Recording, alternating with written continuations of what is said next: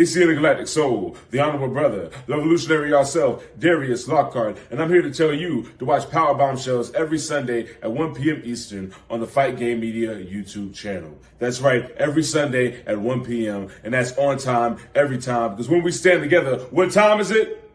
That's right, it's nation time.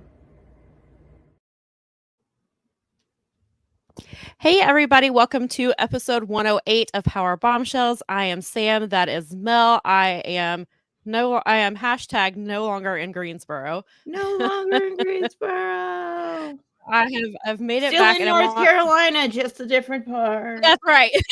just about an hour and a half difference between the two. But I do want to say a quick shout out had to pom-poms on it, and I was like trying to get them to, but they're just not dealing. So forget it. Brad said he thought that you'd have some kind of a knit hat as a way of saying goodbye to winter.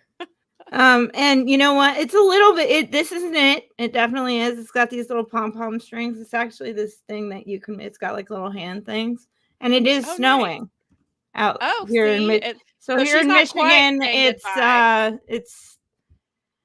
a hood thing, yes, but it's still knit. So you got partially right. There you go. We'll give you partial credit on that. Also, I mean, let's be real. Like, if you guys are guessing them, then they're like too good. Like, they're too easy. You know, that's a fair point. That is a fair point. But before we go much further, I do want to give a quick shout out to honorary broad Jeff Hawkins for filling in for me last week. I did get to it took me a little, I had to split the show up in a couple parts to watch it, but I did get through it, and I appreciate him stepping in. And I did give him a hard time a little bit on Twitter because he told me I was wrong for choosing Blackpool Combat Club, and they won. So I was right. I told you there would be some point. Like I told you when you dropped them in there, I was like, and we can make fun of them. And you were like, yeah. And sure enough, I knew that we would, just because Jeff and I are goofballs and we have that kind of sense of humor, that we're gonna like make fun of something silly. And it was like, and I mean, it did seem so obvious, but I was glad that they won because my heart wanted them to win. And especially for you, I was like, yeah, but Sam also would like be excited about, like, she wouldn't just be excited, she would be excited. Oh no, and I'm excited, and also because it was in their home state. Exactly. That's what I was like. Made it even better. I was like, that would be the greatest thing for her. So I was, as you listened, I mean, I was figuring that you were not rooting for them anyway. So that was part of your choice. Yeah. We rooted for them. Although you even said in there, you were like, you know, with the stipulation that, you know, I think that I want them to win. And you were right. And that's why you are winning wrestling Twitter and everywhere else. Brad said, I watched the show for the third time with my dad yesterday. He was blown away by FTR losing in North Carolina. He kept saying there's no way they would lose. Yeah, that was one thing I thought. I was like, well, would they have them lose in North Carolina? But Nikki was like, Blackpool Combat Club rarely loses as it is. And she was just like, and they're such even though FTR are fan favorites, especially here, BCC is just, they're huge fan favorites, and it's hard to bet against them. And so I was just like, you know what, I'm just going to go with Blackpool, and I was right. I am glad you were right. I'm not going to sit here and pretend. I'm quite happy about it. And while we're on the subject of them, I hope the infantry knocks them out of the tournament. I think that would be fantastic. That would be huge for the infantry if they knock FTR out of the tag team tournament that's starting next week. And I'm glad to see, I really hope the Workhorsemen are in this tournament, but I'm really glad the infantry is. They've been, if you watch ROH, well, if you've watched us talk about ROH, you know that the infantry is one of the best tag teams down there. And so even if they're only in there to knock FTR out and maybe get another win in there, I'm glad that they're getting some shine because they're a really good team. So I'm really hoping the Workhorsemen get in it, but I don't know if they're going to just do one ROH tag team in there. but we'll see how that turns out. But the I tournament was sounds like it. so happy. We know Tony loves his tournaments, but the tag team tournaments are always really fun. So, yeah, Nikki said, she said, "Me too. Get that upset and should talk." And then she also said that we need some fresh talent to win some matches. Yeah, that's what I'm looking forward to. I'm hoping like we get some Private Party, and I'm assuming like it's going to be Private Party and Top Flight, and some of these younger teams that are in there. Obviously, the Young Bucks are going to be in it as well. Brad said Carly was killing it on the mic last night. The infantry are going to get so over with the AEW crowd. I think Brad is right. First when Trish Adora wrestled, I was like, oh yay, Trish Adora is wrestling, because of course. Mm-hmm. And it was like, and then the infantry came out and I was like, oh crap. And I was like, because Bob and I started talking about it, is like, remind me of the storyline here. And I'm like, she's with them and all these things. And so we were talking about, but I was like, I could not for the life of me remember Shawn Dean and Carly Bravo. I was like, I hate that. Sometimes your brain plays you. It was driving me nuts. Like, but I was like, well, some of them were in the North Carolina versus Atlanta match. And so watching that match on Collision last night, I was like, ooh, it's kind of like a funny little a little bit of Ashe last night. Yeah, and so I was just like, yay, oh, this is really cool. And so he was asking me why we had seen them so much, and I was like, we've seen them on ROH, we just saw them on Ashe, we saw them on, like, and I was like, oh yay.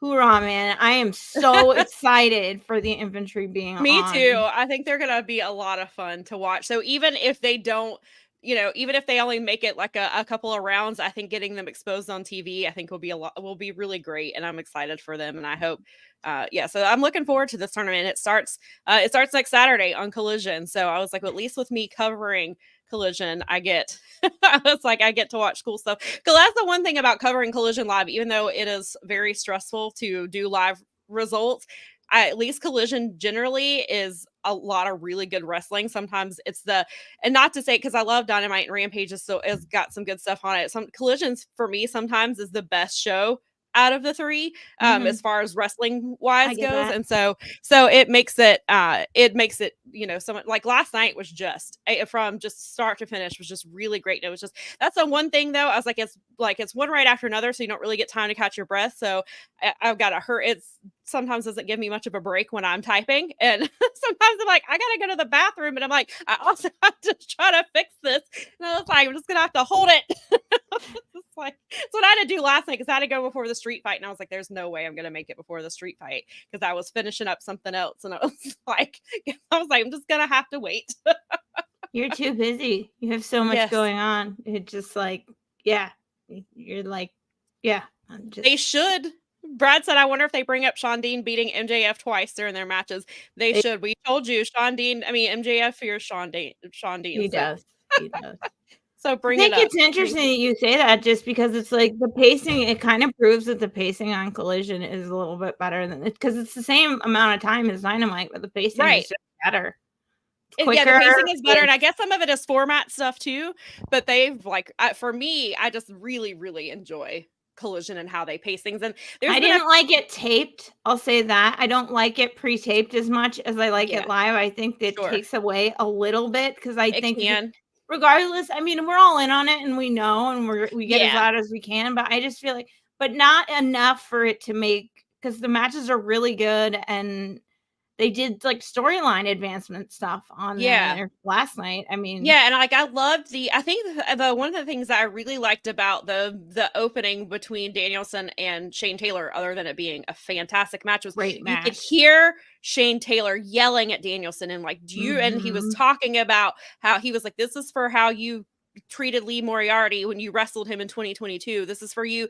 He was like, do you remember kicking him in the head? And then Shane Taylor proceeds to kick Danielson in the head, and like that, so I thought that was really nice to be able. So I don't know if it was because it was pre-taped and so the crowd wasn't as loud, or if they were just mic'd a little better for that you could hear Shane Taylor talking to him, which I think for me added to the match a lot, to be able to hear Shane Taylor, like, why. I mean, we've heard him say why he's so angry at at Danielson and BCC because they overlooked Lee Moriarty. But then I think last night adding in that layer of like, well, you did this to him, so I'm doing it to you. And how dare you overlook somebody like Lee Moriarty? And so but yeah, I thought last night's episode was really great. It was good. I enjoyed it a lot. I really felt like, I mean, like you said, it was hard to keep up in that you were but it was good. It was really good. Like it felt like both shows this week, all the shows this week were really good. I mean, Rampage was Rampage, but it was still all solid. It's hard, really good. It felt like it's hard for me. A good week for AEW because I think so. And like the thing with Rampage for me now is a little bit harder, just because I'm usually because I have to cover SmackDown now, and so if I'm working, and generally I'm working on something going into Rampage, so I can't really focus as much, and so I miss it. Like I can look up here and there, and so sometimes I have to like go back and watch things, or I just usually watch it Saturday. I'm not gonna lie. And so sometimes it's hard to and sometimes it sucks because I've had to like start the timer for the women's match and then had to like go back to typing and like looking up at the same time. Sometimes actually during the women's matches I usually just stop writing so that I can watch what's happening and then go back to writing my article, because generally it's only 5 minutes anyway, so it's just a few minutes. But Brad says that he appreciates Tony treating a tape collision like a live one. Having Okada's in-ring debut on a tape show used to be laughable, but it was totally fine here, and we will get more. Brad, I agree with you, Brad, and we will talk a little bit more about that once we get to some of the Okada stuff. And also LaRon, before we got on here, ask some questions, and we will get to them probably at a later segment when we talk about some other stuff. So I just wanted to, whenever he is able to watch this, we did see your questions, Laurent, and we will get to them. But yes, there's a ton to talk about, and but also I was like, I just wanted to mention some of that stuff with Collision, because it was really good, and I agree with you. There was a lot of good stuff this week for AEW. It was a really nice coming out of Sting's retirement. It's the way that you feel like the follow-up week should be. Right. And it was nice. It was a really strong wrap last night. I felt again, I think the momentum, pay attention, but it was just good show last night. And you've got the momentum going in. They're about to start their Canadian tour. They'll be in Canada on Saturday. The Collision is, they're not, are they in Toronto Saturday? I know they're in Toronto for the Dynamite. I can't remember if they're also in Toronto on Saturday. I know they're in Canada next Saturday, so they're on their on their match tour. On Dynamite, or is it on the Dynasty show? No, it's on Dynamite. It's the Dynamite in Toronto. So it's not. So it's not the one coming up this week. It's because this week is Boston. Yeah, and then they go to Canada. Mercedes theoretically. Definitely. Right. Yeah. So then Saturday kicks off the Canadian tour with Collision, which is when the tag team tournament starts. And then so I'm wondering how, and I'm sure they'll announce it, next week, but if they're doing the tag team tournament in Canada, I wonder what they're doing with the Owen, because they typically, last year they did the Owen tournament in Canada. So are they going to have 3 tournaments going on at one time? That doesn't seem likely. So I'm curious. But they're in Canada on and on. I believe they're in Canada again. Like it's March and April, and then I think it's like May and June. So I wonder if they'll move the Owen to like the later dates that they're in Canada, because I'm pretty sure that the Canada tour is broken up a little bit differently this year. So I'm thinking, well, if they're smart, they got smart and they listened to all the Canadians who were like, dude, it's cold up here most of the year. And when it's nice out, we're not going to sit in an arena if we can help it. We're going to sit in an outdoor stadium or an outdoor pool or an outdoor camp or anywhere we can get outside, because we only have so much time. And as Midwesterner, totally. I mean, we're practically in Canada. They're practically that's next door, so. Yeah, and that's kind of like in Florida, like the people, like they're not at baseball games because they're in Miami and just can go to the beach or do literally anything else. And so the Marlins draw like maybe a couple thousand fans per game, if that, and in Tampa Bay too, because it's warm and you'd rather be doing stuff out there than sitting in an arena. So yeah, hopefully he'll take that under an advisement from the Canadian fans this year. Yeah, right. Who knows? All right. You're gonna have to tell me what was said here because I missed the comments. Okay, so I yeah, can we're only gonna- assume it's not good. I do know that he's not doing well in the hospital. I did read that in the Observer. Oh, he's. I think he's in. I thought I saw the other day. He said that he's in because he was at Revolution. He called the main event. Yeah, but he I had think- to go there. His hip was not, according to the Observer, Oh, okay. his hip was not fully healed, and he essentially like powered through making it to that, and then went kind of straight back to the hospital, and they had to actually move him to, if I remember correctly from the Observer this week, to ICU so that he can, Goodness. you know, to keep care of him. I mean, Right. so yeah. So he's been struggling with cancer. It kills your immune system. I don't want to like obviously wildly speculate, but from what Dave was saying in the Observer, he's not doing so hot.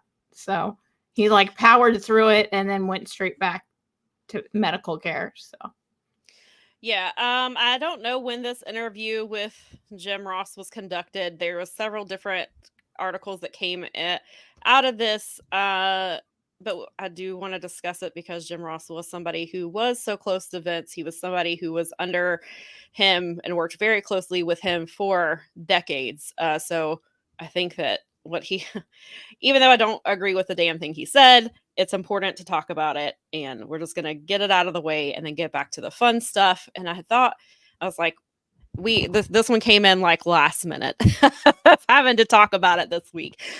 So Jim Ross was asked about the Vince McMahon situation, the lawsuit with Janelle Grant.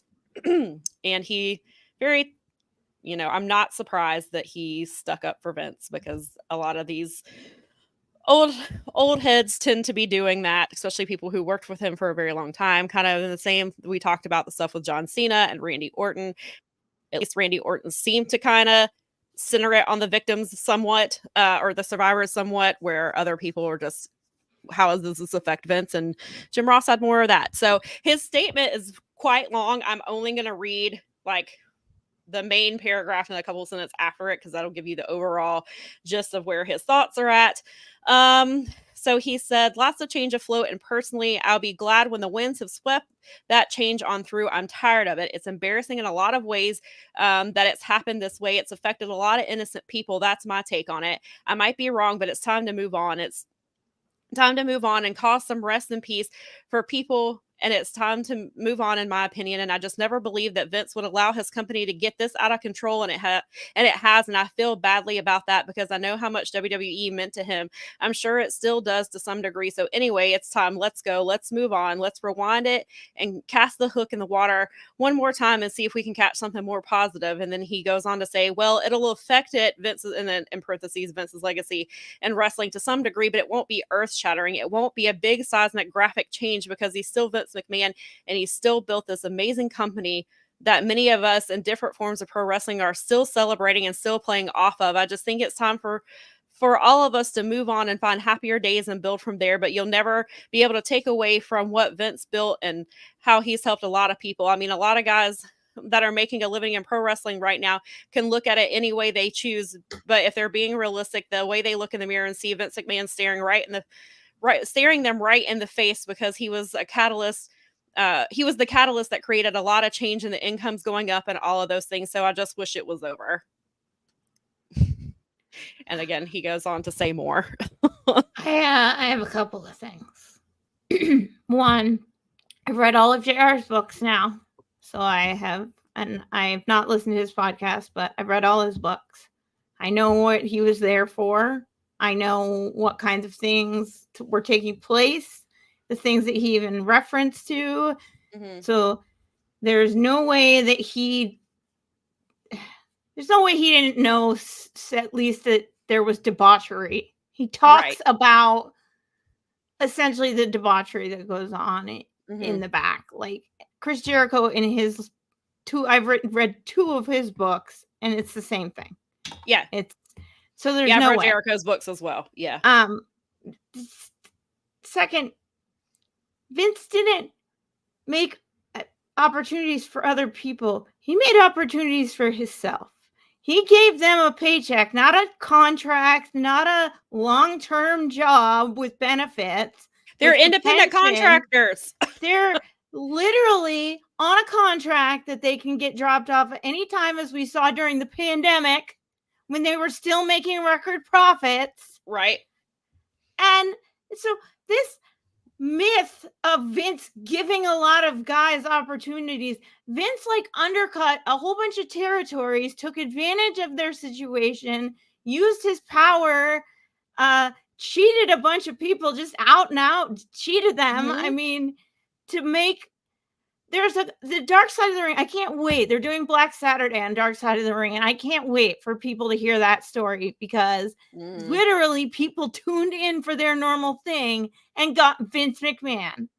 Right. Like, it wasn't like, and yeah, Seismic, sure. Yeah, he changed the business. Of course, North American wrestling wouldn't be what it was without Vince McMahon. But you're acting like wrestling wasn't around before Vince McMahon, like 100 years before him. And then it wouldn't exist today because of him. Like, those territories would have shifted just like they always did. And Vince made opportunities for Vince to put money in his bank account. Yep. And nothing else. This was never, ever. And he's used his bank account to stay out of trouble for decades. Right. This is not like, oh, poor billionaire. I'm so tired. Move on from. And then, in my second point with JR is, there are multitudes of times when Vince straight up embarrassed and ridiculed JR on air, made a fool of him, essentially made fun of his Bell's palsy, or made other people make fun of it. He was in the Kiss My Ass Club. Yeah, I mean, angle where he was essentially the heel, but he was getting hazed on national television. A man with a disease, a man with a disability, like, and he's out there defending this asshole. Like, I know that he misses his wife, and I know that would, I think that she might smack him about a little bit and be like, no, bad. And it's a tragedy would happen, and it's sad because she just taken by accident. But he has no excuse to be defending that. And there's stuff like, I don't know if people want to die on this hill. Like, no, and that's the thing, because I was talking to a friend about this when the Dark Side of the Ring episode came out about Plane Ride from Hell. JR was pissed, and it to the point where he never wants to work with that show again. And Jim Ross was on that plane. He knew what was, maybe not everything, but he knew what was happening. He knew there was debauchery. He knew there were inappropriate things happening on a company flight on company time. He knew that stuff was happening. And so I feel like sometimes it almost feels like he's deflecting. Over. Yeah, it feels like he's deflecting because he doesn't want people to remember how close he was to things and the things that he knows and the things that he's seen, because he doesn't want people to question why he didn't stop things, why he didn't step forward, how complicit is he. And I think sometimes JR is trying to distance himself in that aspect, that he doesn't want people to think, because if people realize, oh wait, you know what, Jim Ross worked for him for decades. He was his right hand man. Axeman. He went around. It was JR's job. One of those planes. The problem with the Plane Ride from Hell is that could have been like a combination of about 4 different flights, but there was like one, but there were 3 other ones that were very significant. They were, I mean, many of the same kinds of horrible things happened. Like, he had to fire somebody over that within that documentary, because of the resultant stuff. He had to fire somebody over it. And he was the one who went. There should have been more people fired from that. It should have Nash or somebody that he had to fire. I'm trying to remember who it was. It was somebody. If someone remembers, but Someone got He should've- fired after that, and JR was the Ric one that Flair had to should've go been and fired. do it, and Yeah. it's BS. It is. And so, yeah, it's just, and I understand, like, it's when it goes back to what we talked about a few weeks ago, like, Vince has created this culture where people are so dependent on him, where he thinks, like, some people, we talked about how some of these men say, oh, he's like a father figure because he's put himself in that situation. And so that's what it's like he's created. You need to get a new daddy because And is then the worst but it role goes model ever. And so that goes, you see that pattern of how he uses people and how he manipulates them. And I was like, that's the exact same thing he did with Janelle. He found a way to manipulate her, and he used that to his advantage to make her do awful things and have awful things done to her because he was manipulating her. Well, you can see how he manipulates everybody around him so it benefits him. And so that he is the creator of everything, and he's in control of all of it. Yeah. And then he has them, and he said, I mean, he flat out said it. I have the money and I have the people who will, if you don't do what I say, they will make the problem disappear. And so that's what he's doing. And it's almost like some of these people that still defend him, it's like Vince still has this control over them where they feel like, well, Vince can still hurt me. And then obviously, but a lot of these we go back to, these comments center on, how does this affect Vince? This harms Vince. This hurts Vince. This hurts everything he created. It's not Vince did these horrible things to multiple people for decades and has gotten away with it. It's, oh, this hurts Vince, and it drives me insane too. And I know we're from the outside looking in, and we're not in that culture, but at some point you have to draw a line and be like, you know what? Sex trafficking is wrong. I'm not going to defend it in any way. I just don't. And then Garrett and Dave had Lance Storm on a couple Fridays ago, and it was one of the best Observer radios that's been on in a long time. And Lance talked about a hazing event that he was involved in early in his career there.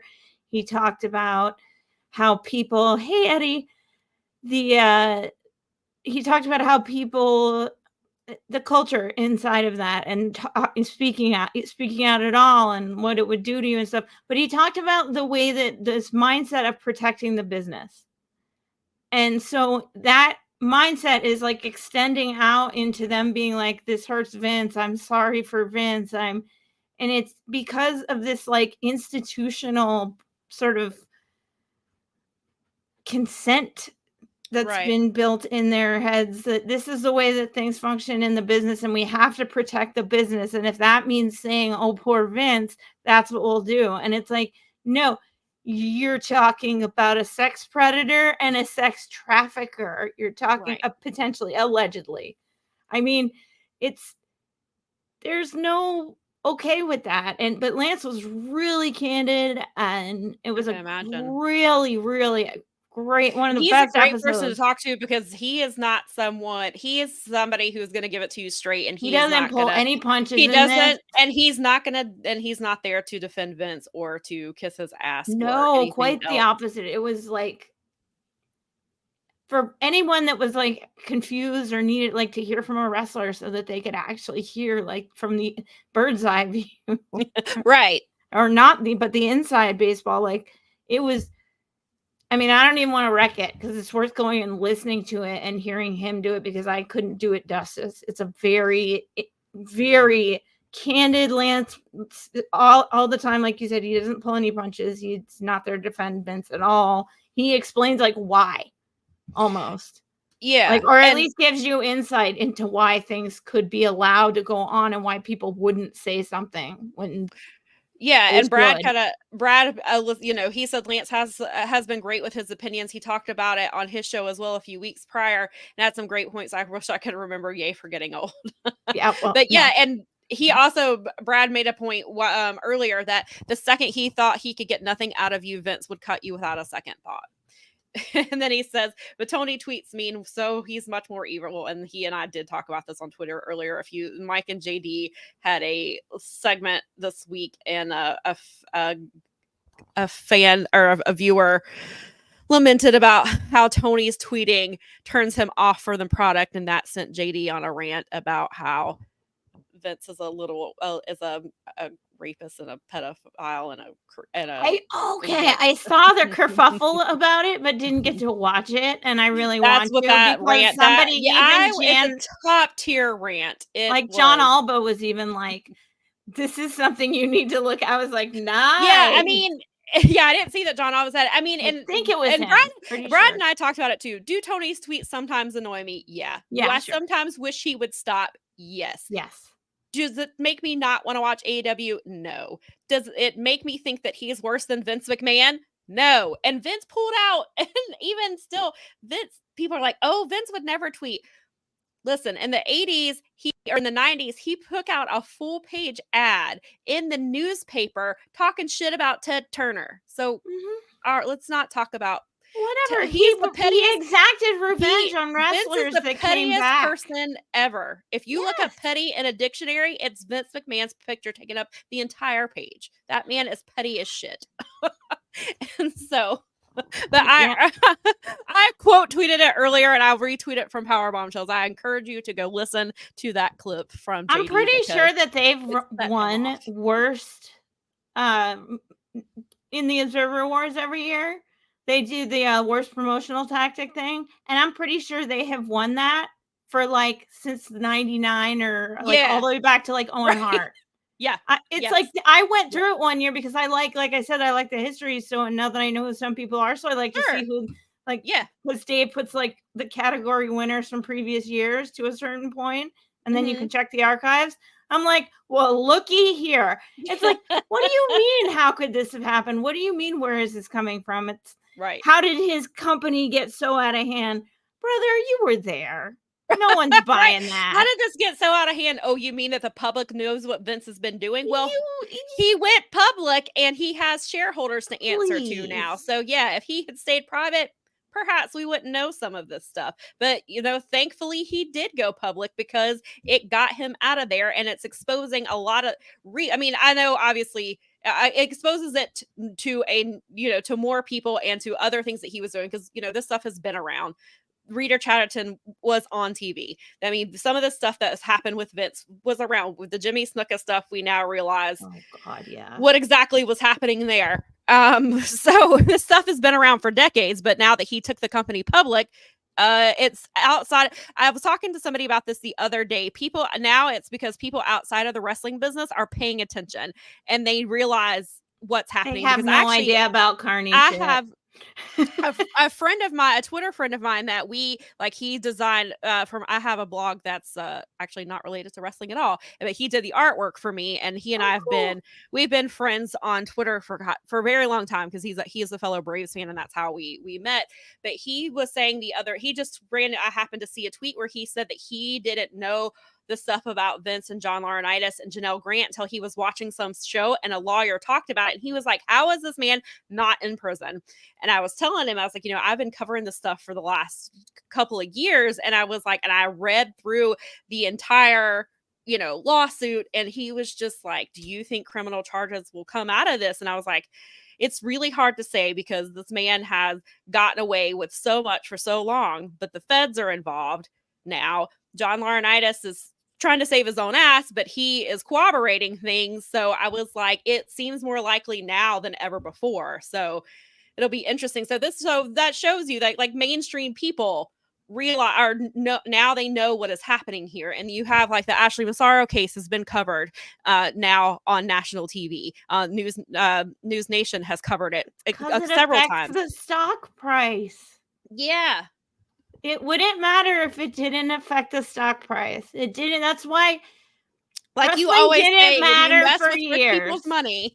You don't mess with the market. The market is made up by the very people that are very much in charge of things. Do the market. You don't get to mess with their stuff. That's their stuff. You don't get to play in their game. You stay out of that. Yeah. And everybody who's ever messed around with it has got theirs. Except for the people in charge of it, who, they're in charge of it, so they're never going to get it. Yes. And yes, to Brad's point, he says, shout out to BJ Bethel for his continuous coverage of everything going on with the story. Yes, BJ and I are in touch frequently, and he's doing excellent work. Awesome. He has been doing Excellent, excellent stuff. Yeah, I have, and I didn't get to dive into the NCIS FOIA that came out on Yeah. Ashley Massaro. I do have it. When I got it last Friday, I was working, and I knew I had wrestling stuff to cover. Then I had to pack for my trip, and I was just like, there's no way I'm getting to it this weekend. And then there's been a lot of things. And then I was coming back on Monday. I didn't work my day job, but I was writing about wrestling that night. And just this week has been a blur. And so I haven't got a chance to read it. I wanna But I read it. did retweet an article from my personal account this morning. Actually, I retweeted from Powerbombshells as well. Max Everett, who we write together at both Wrestling Inc. and Daily DDT, he had access to that as well, and he wrote a really great article about it for Daily DDT that I retweeted earlier today. That kind of gives a great. He did link an article that has more of about what's in the FOIA, but he did a really great job just kind of doing like an overall coverage of what was in there and confirming basically like they confirmed, even though it closed without any charges, which is hard because they waited so long to open it. There's people they couldn't talk to. They couldn't do forensics in the area that she was at. But it does corroborate a lot of the things that Ashley said happened to her. And like there's, she was where she says she was. These things were, yeah.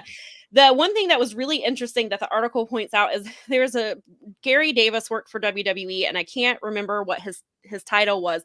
He was banging on the door because Ashley was in there, and she says that they told her to they were like, wait a minute, and they covered her naked body with a dirty quilt, and he came in, and he's the one who took her. He wrapped her in a blanket and took her out of that situation. He was not interviewed by NCIS, which is very interesting. And I can only imagine that was probably done on purpose. Maybe, perhaps he didn't want to speak about it. I don't know. But had he been interviewed, I mean, still maybe charges would not have been brought forth because of how long it had been. But maybe he would have been able to give some insight since Ashley is no longer with us. But there's some really great information out there, and people are covering it. BJ is one of the people who's covering it. Bix, regardless of your feelings on him, for a lot of people, he is doing some really excellent work covering a lot of this stuff. So I'm glad that people are on this and it's out there and it's being covered. And so obviously we will continue to talk about it when we have, things come up. We'll keep talking about it. But I did want to mention, since we have talked about Ashley on and off, I haven't had a chance to deep dive into it. But that article that Max Everett wrote is really helpful, and it kind of gives you a good sense of what was in the report and what was found, and how they exhausted. It was hard for them. They exhausted all their leads, but they opened the case so many years later that it's very hard. And the military, they protect themselves. Of course. I mean, just like oh yes, no, the government is they're gonna protect themselves. So but at least that that information is out there, and it seems to corroborate everything Ashley said in that affidavit before she passed. So yeah, definitely go check that out. Yeah, and don't I've got nothing else. So I believe that covers let's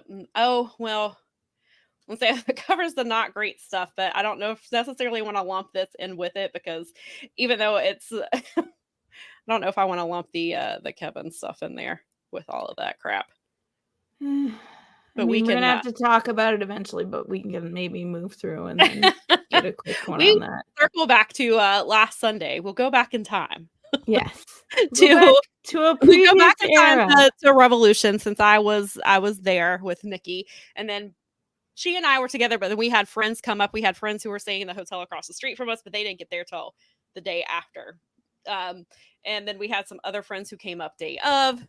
So there was a lot of people that I knew actually ended up being there, which was really cool because we all basically came for Sting. But it was interesting. Like, so Nikki and I, so if you've been watching the show, you know that I got tickets for me and Nikki way back in December during the pre-sale. And I put in a request to do media, but I was like, so many people are going to probably request media, because if there's the possibility that Sting is going to be in the scrum, everybody's going to want to talk to him. And so it was like, so we had already gotten a hotel because I was like, it's going to end late. I'm not driving home. why don't we just go up the day before so that we're not rushed on Sunday? And so by then I was like, by last week, I was like, they've probably already sent out media stuff. I'll just go as a fan, which is totally fine with me. I had no problem with that. Then Thursday, before the media call, I happened to open my email and it was like, your request for credentials has been approved. And I was like, oh my God. I was like, well, thank God I already had everything, like I already had the hotel and everything like that. Especially because once I knew that I would be at the scrum, I was like, oh, I'm not going to be leaving there till 2:00 in the morning. And I was close. We got done at 1:54.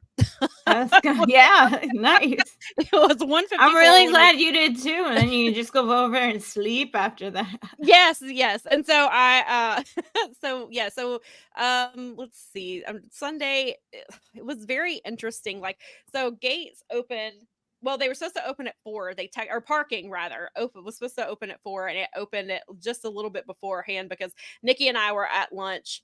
And one of our friends, Doug, who's been on our show before, he was like, hey, gates are open, and they already got in. And I think our friend Matthew got in right after. And so we park and we get there, and the lines were already insane.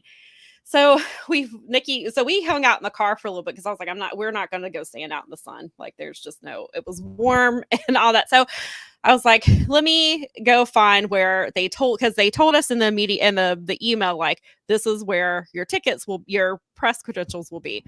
So I go find some person who works there, and I was like, where do I go? And she was like, go upstairs. So I was like, okay, cool. So there was a really long line upstairs. So I was like, let me make sure this is right. So I asked a guy up there, and I was like, this says it'll be next to these box offices. And he's like, oh, the box office is downstairs. And I was like, oh my God. Okay.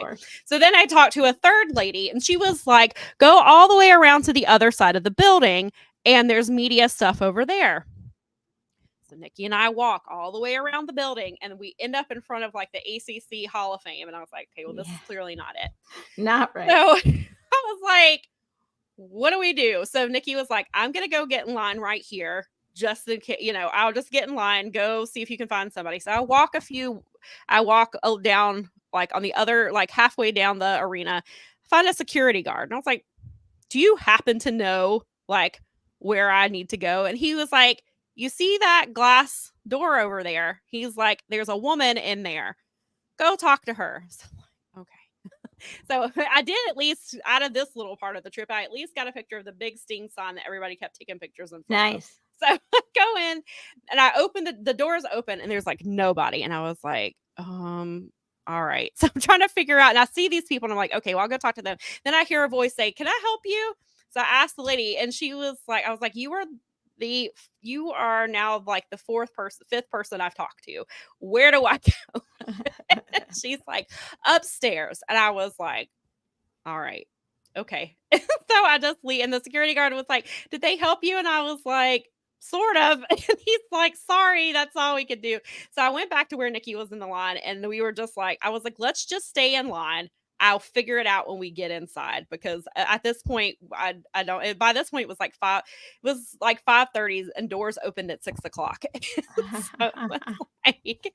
So we waited. So we went in line, and we go up. And so I asked the lady who's checking my bag, I was like, do you know where media goes?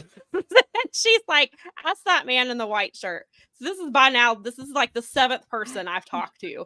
And he was like, you see that column over there? I was like, yeah. He's like, there's a table right there. I was like, okay, cool. And that's where they were. They were technically upstairs, but they were inside. But they were by the box offices inside. Wow.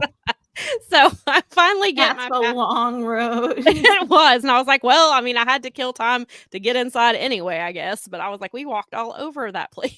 And so I was talking to the guy gave me my pass, and I was like, he's telling me where to meet. And I was like, okay. I was like, well, Nikki was with me. And I was like, I'm going to sit with my sister because we want to watch Sting's last match together. And he was like, just make sure you're in this spot, like right when the show ends. And I was like, okay, fine. So Nikki and I got to our seats, and we had like a pretty decent view. I mean, it was I thought, it was really cool, and it Brad said that would have been his yearly exercise. Yeah, I think I should have looked at my phone. You know, I should go Watch back your and look at my steps. phone and see what my steps were for that day. I That's didn't fun. think to do that. But yeah, so once we got in and got situated and I knew like where I needed to go later, it was a little bit less stressful. But like it was a great energy being in there. Just being obviously in there. Everybody was really excited for it.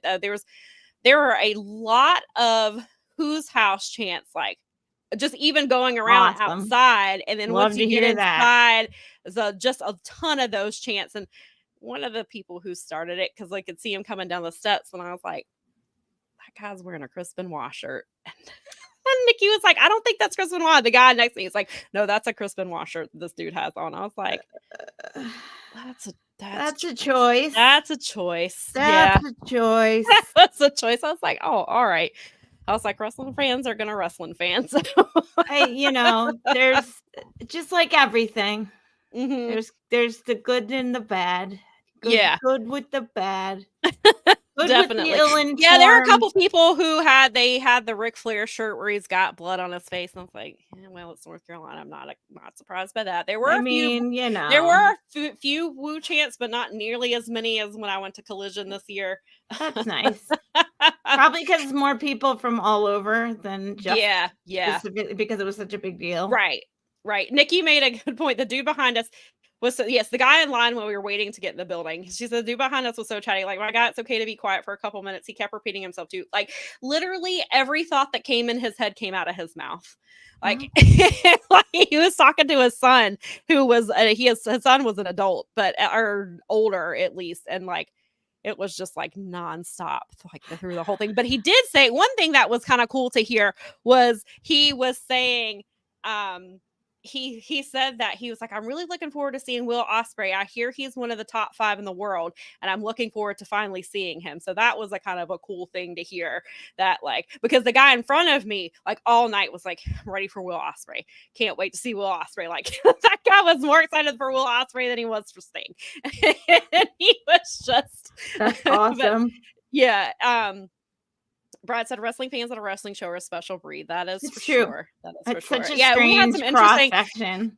There was we had this guy that was kind of behind us, and he was very loud, and he was not, I don't think he was directly behind Nikki. I think he was over one, but he was loud, so it was like in her ear, and he was just like yelling things, and like some dude the next row over had his sign up, and he was like, put your sign down. I'm like, it's fine, like leave him alone, like it's not. I swear every major wrestling show I've been to has had a fight break out somewhere near us, either down on the floor or in our section. And I don't know what it is with that there was not I've joked before about how a lot of wrestling shows that Nikki and I go to here, like the bigger ones, we somehow end up near Johnny Fairplay. He was on Survivor. I think he's been on some other reality shows. Somehow we always, in like ROH, NXT, AEW, when we went for the one that was Nick Gage and Jericho, like he was nearby. So I just realized, I think this is the first wrestling show I've been to in like 10 years where he hasn't somewhere been in my vicinity. Like, nice. Yeah. Nikki said, no, we can't escape. And no, we can't. Oh yeah, yes. Nikki said that guy accidentally called he called Orange Cassidy Butch Cassidy, but he corrected himself really fast. And Nikki said she tried not to laugh. That is right. I had forgotten he said that. That's good. Brett said Orange Cassidy and the Sundance Kid would make an interesting movie. It certainly would. That is not a joke. Maybe he can get a Tony with an I award. Tony with an I, so they don't get sued. Yes, exactly. But yeah, so the show was really great. It was a lot of fun. Like, I was super excited because Kyle O'Reilly came back. Right. And I love that guy. And it's funny because I had told Nikki earlier in the day, I was like, I had wondered if he'd come back. And I saw Kate Hensler from Fightful tweeted on Saturday that she was wondering if he'd come back, and then she said she worked herself into a shoot. She's like, I guess she hyped herself up and then was like, what if he's not there? And so he did come, and I was like, I should have tweeted that I thought he might come back today, but I'm so excited he was back. And I had forgotten, and the guy next to me said that Kyle made his debut at Greensboro Coliseum. Oh, And cool. so that was cool to kind of have that full circle moment. And he tweeted, and then he posted on Instagram later that Sting is who he was in the ring with, or he was in a match with Sting when that was his last match in AEW. So that was kind of cool that he got to come back for Sting's he was in the building for Sting's final match and got to return. So that was cool to see. But let me tell you, I did not expect to see a 5-star match and a match of the year contender. I knew Ospreay versus Takeshita was going to be good, but oh my God, I did not expect what I saw. And I was literally on my feet at some points during that match, like especially towards the end, like it was, and people around me doing the same thing. Like we were losing it in that match. So like special. that Wow. was insane. Like I have it. It's on my match of the year contenders list. I put it on there the other day when I was like, I gotta update this because that was not. I knew it would be good, but God, was not. He's amazing. And I was telling Nikki, I was like, that. I think that might be one of the. Not, I think that is one of the best matches I've ever seen in person. I was like, one of the matches I go back to a lot is Sasha versus Charlotte. And it was in the main event, and that's when Ric Flair came out and he sided with Sasha afterwards and not with Charlotte. Like that match was really great. They were all over the arena, and that's one of the best matches I've seen live. But I was like, yeah, now it's it's Ospreay versus Takeshita, because that was incredible. That was a really, really cool thing to see in person. So I was like, we still have 2 more matches to go after this. and the triple threat was funny. I will also say I never expected Hangman Page to be booed in North Carolina. Yeah. Yes, very interesting time. Yeah. He lives here. I believe he lives in the Greensboro area now. He is obviously from Virginia. He wrestled here a lot. Obviously, a lot of you know that I used to watch him when he wrestled for my local promotion before he was signed anywhere, before he went to ROH. So like I just never thought I would hear Hangman Adam Page booed in North Carolina. And basically, and my friend was like, Doug was like, he was like booed out of the building. I know. And I was like, and he's technically not even the heel. Swerve is the one who broke into his house. Yeah, right. But I was like, but that just shows you the incredible work that he's doing, that he's turned around that much, that he's got people booing him the minute he comes out. Like even before, like Brad said, like Page attacked 2 refs and got booed. Usually hitting a ref even as a heel gets a big pop. That's impressive. Yeah. And he got booed coming out. Like there were some pops for him, but then there are some quick boos. And then as the match progressed, like it was just, I thought it was excellent work all around from all 3 of them. I knew, awesome. Yeah, I love it. And I knew Samoa Joe, because these people around me, they're like, they were obviously the Swerve's house, and then they were just all talking about Swerve, and I was like, mad because Samoa Joe was going to retain this title. I was like, I think they would have been madder had Hangman won that match. So I think they're all like, all right, Joe's cool. I'm not as mad. I can handle it. They were like, but I had Hangman won. I think that they might have rioted. It might have really been one of those definitely if Hangman wins, we riot type of situation. Yikes. I mean, I know a lot of people expected him to win. I did not expect Swerve to win. I know that I think his time is coming. I hope that they don't overshoot it and miss their window because he's so hot. I know. Because there's so many challengers right now. Yep. And it really does worry me because I think that needs to happen. But I also don't want him to I want him to have a meaningful run. Me too. I don't want him to be I don't want him to be a transitional champion. Yeah, no transitional, no interim, no minor time for. No. I want him to have a run with it, and he should have a run with it. He should. And again, we've talked about this many times on here about Tony's plans and how he typically has his champions laid out ahead of time. He typically does not stray from that. What was his plan beforehand? I know there were rumors for a while about MJF. How bad are MJF's injuries? Does that change what he was planning to do? How can you also not kill the momentum that Swerve has? And if you wait too long, like you were saying, what if you wait too long? Then what happens?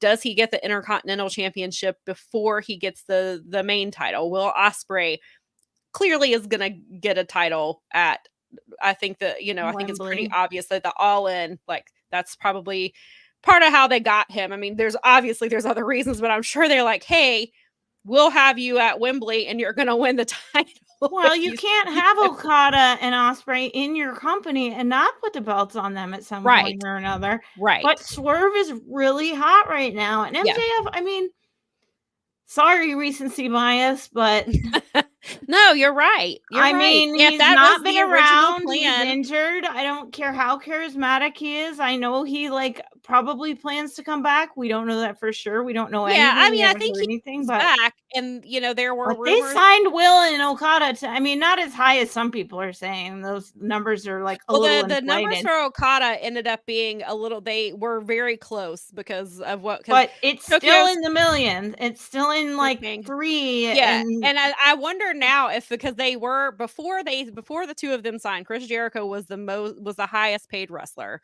that they had. So I'm very curious. I would assume that they are making more they than Chris definitely Jericho. have to They be. should be. They're two of the best in the world. They should be. Mercedes should be making bank too. Well, and that's the other one. Yeah. she should also be making bank. So it'll be interesting. But yeah, I mean, it's a good problem to have this many. Like, the guy next to me kept saying, like, I can't believe how stacked this roster is. Mm-hmm. Then we got the promo of Pac coming back, and we were just like, whoa. They're like look at all the Kyle O'Reilly is back. Obviously, Kyle O'Reilly is probably not somebody that's going to be in the championship picture, not at least immediately. But Kyle O'Reilly is a fantastic wrestler. That's an excellent talent to have. If that's somebody that could be your international champion, that's somebody who could be your TNT champion, even if he doesn't have the world title. So we are very lucky to have this problem, but it does make you concerned. Is Swerve? Are they gonna miss him? Are they going to come in too late, or is he going to get a title run and it's not going to last very long? Because I don't want Samoa Joe being a transitional champion either. Yeah, like, I think he's doing a great job. He has done his job. He has reset the tone on that title. He has made it mean something completely different.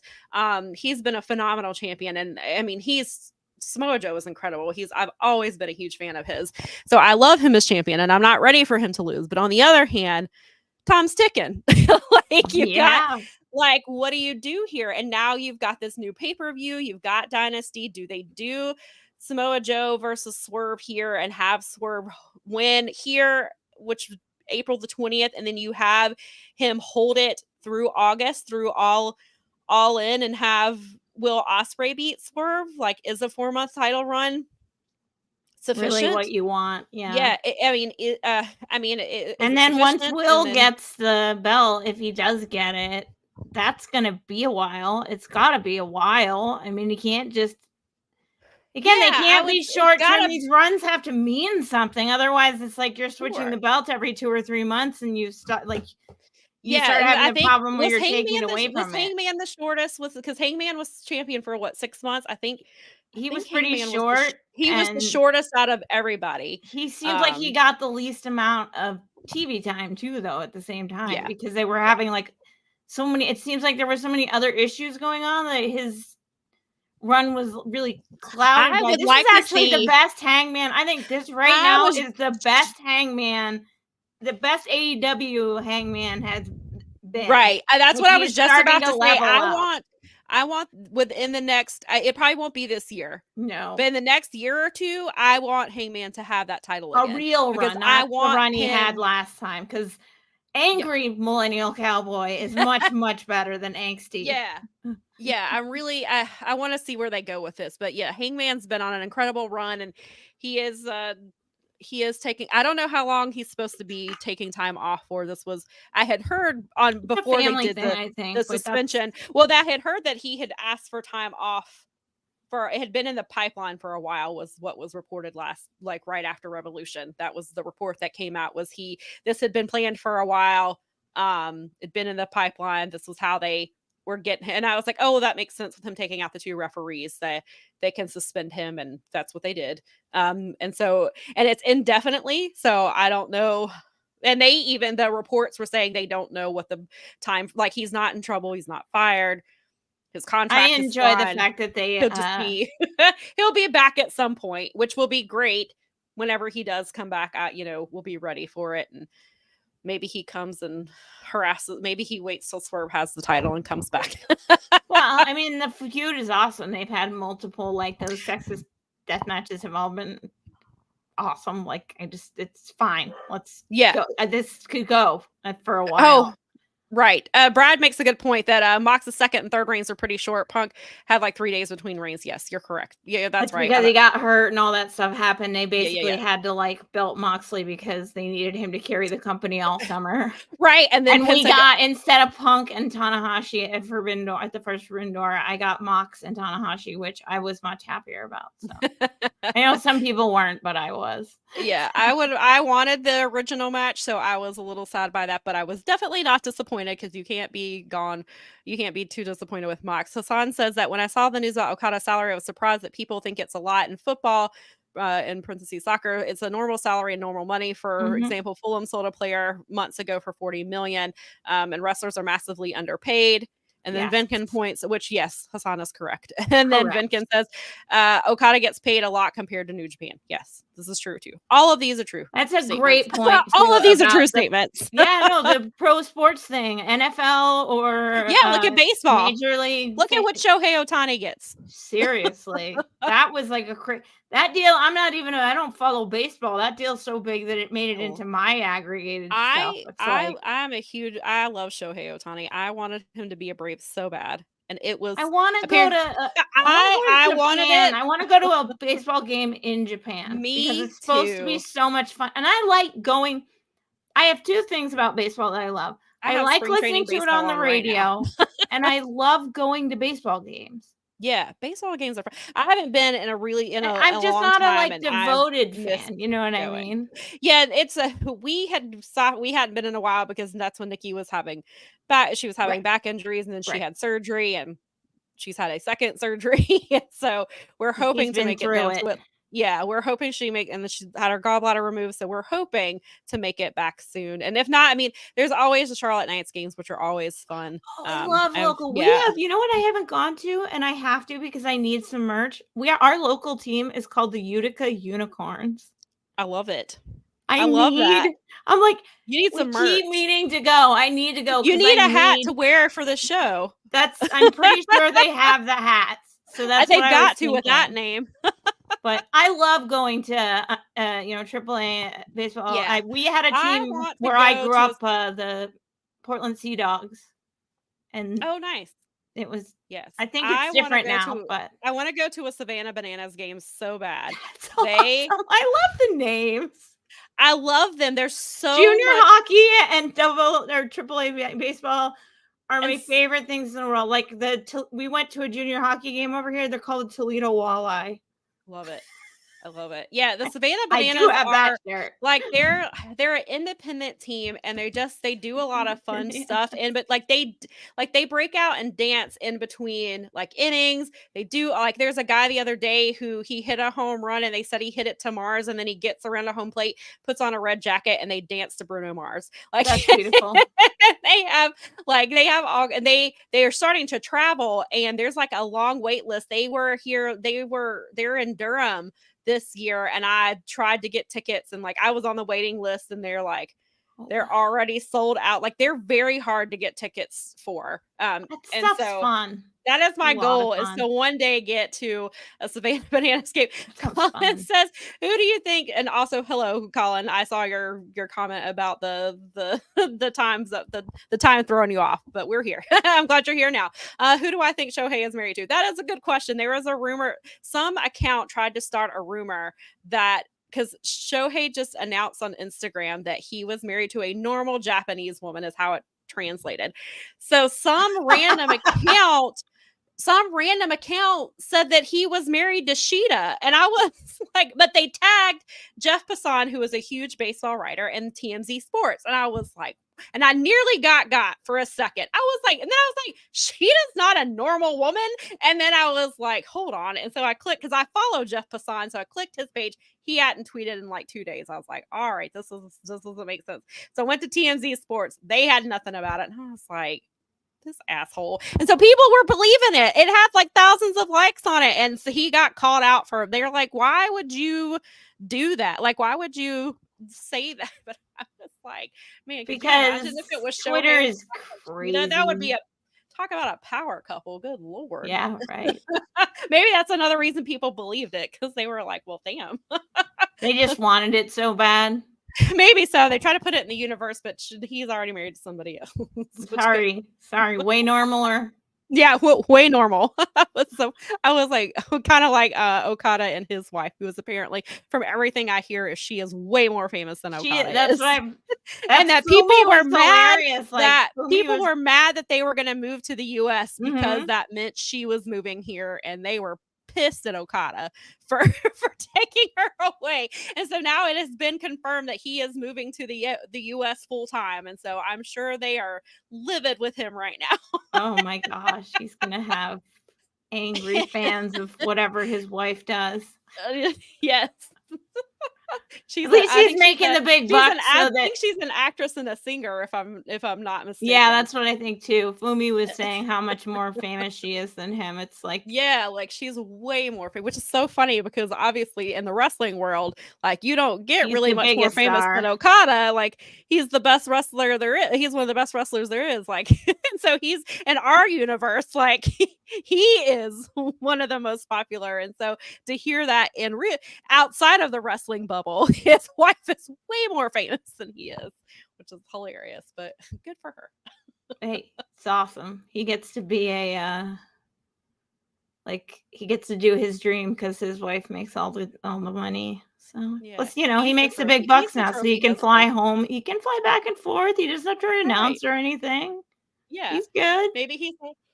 Oh, it's funny because Will Ospreay, I saw him tweet the other day that he was already headed back to England because he was going home to his partner and her child, and people were like, he's already leaving. I'm like, he didn't move here, you guys. He comes to work and he just like Pac.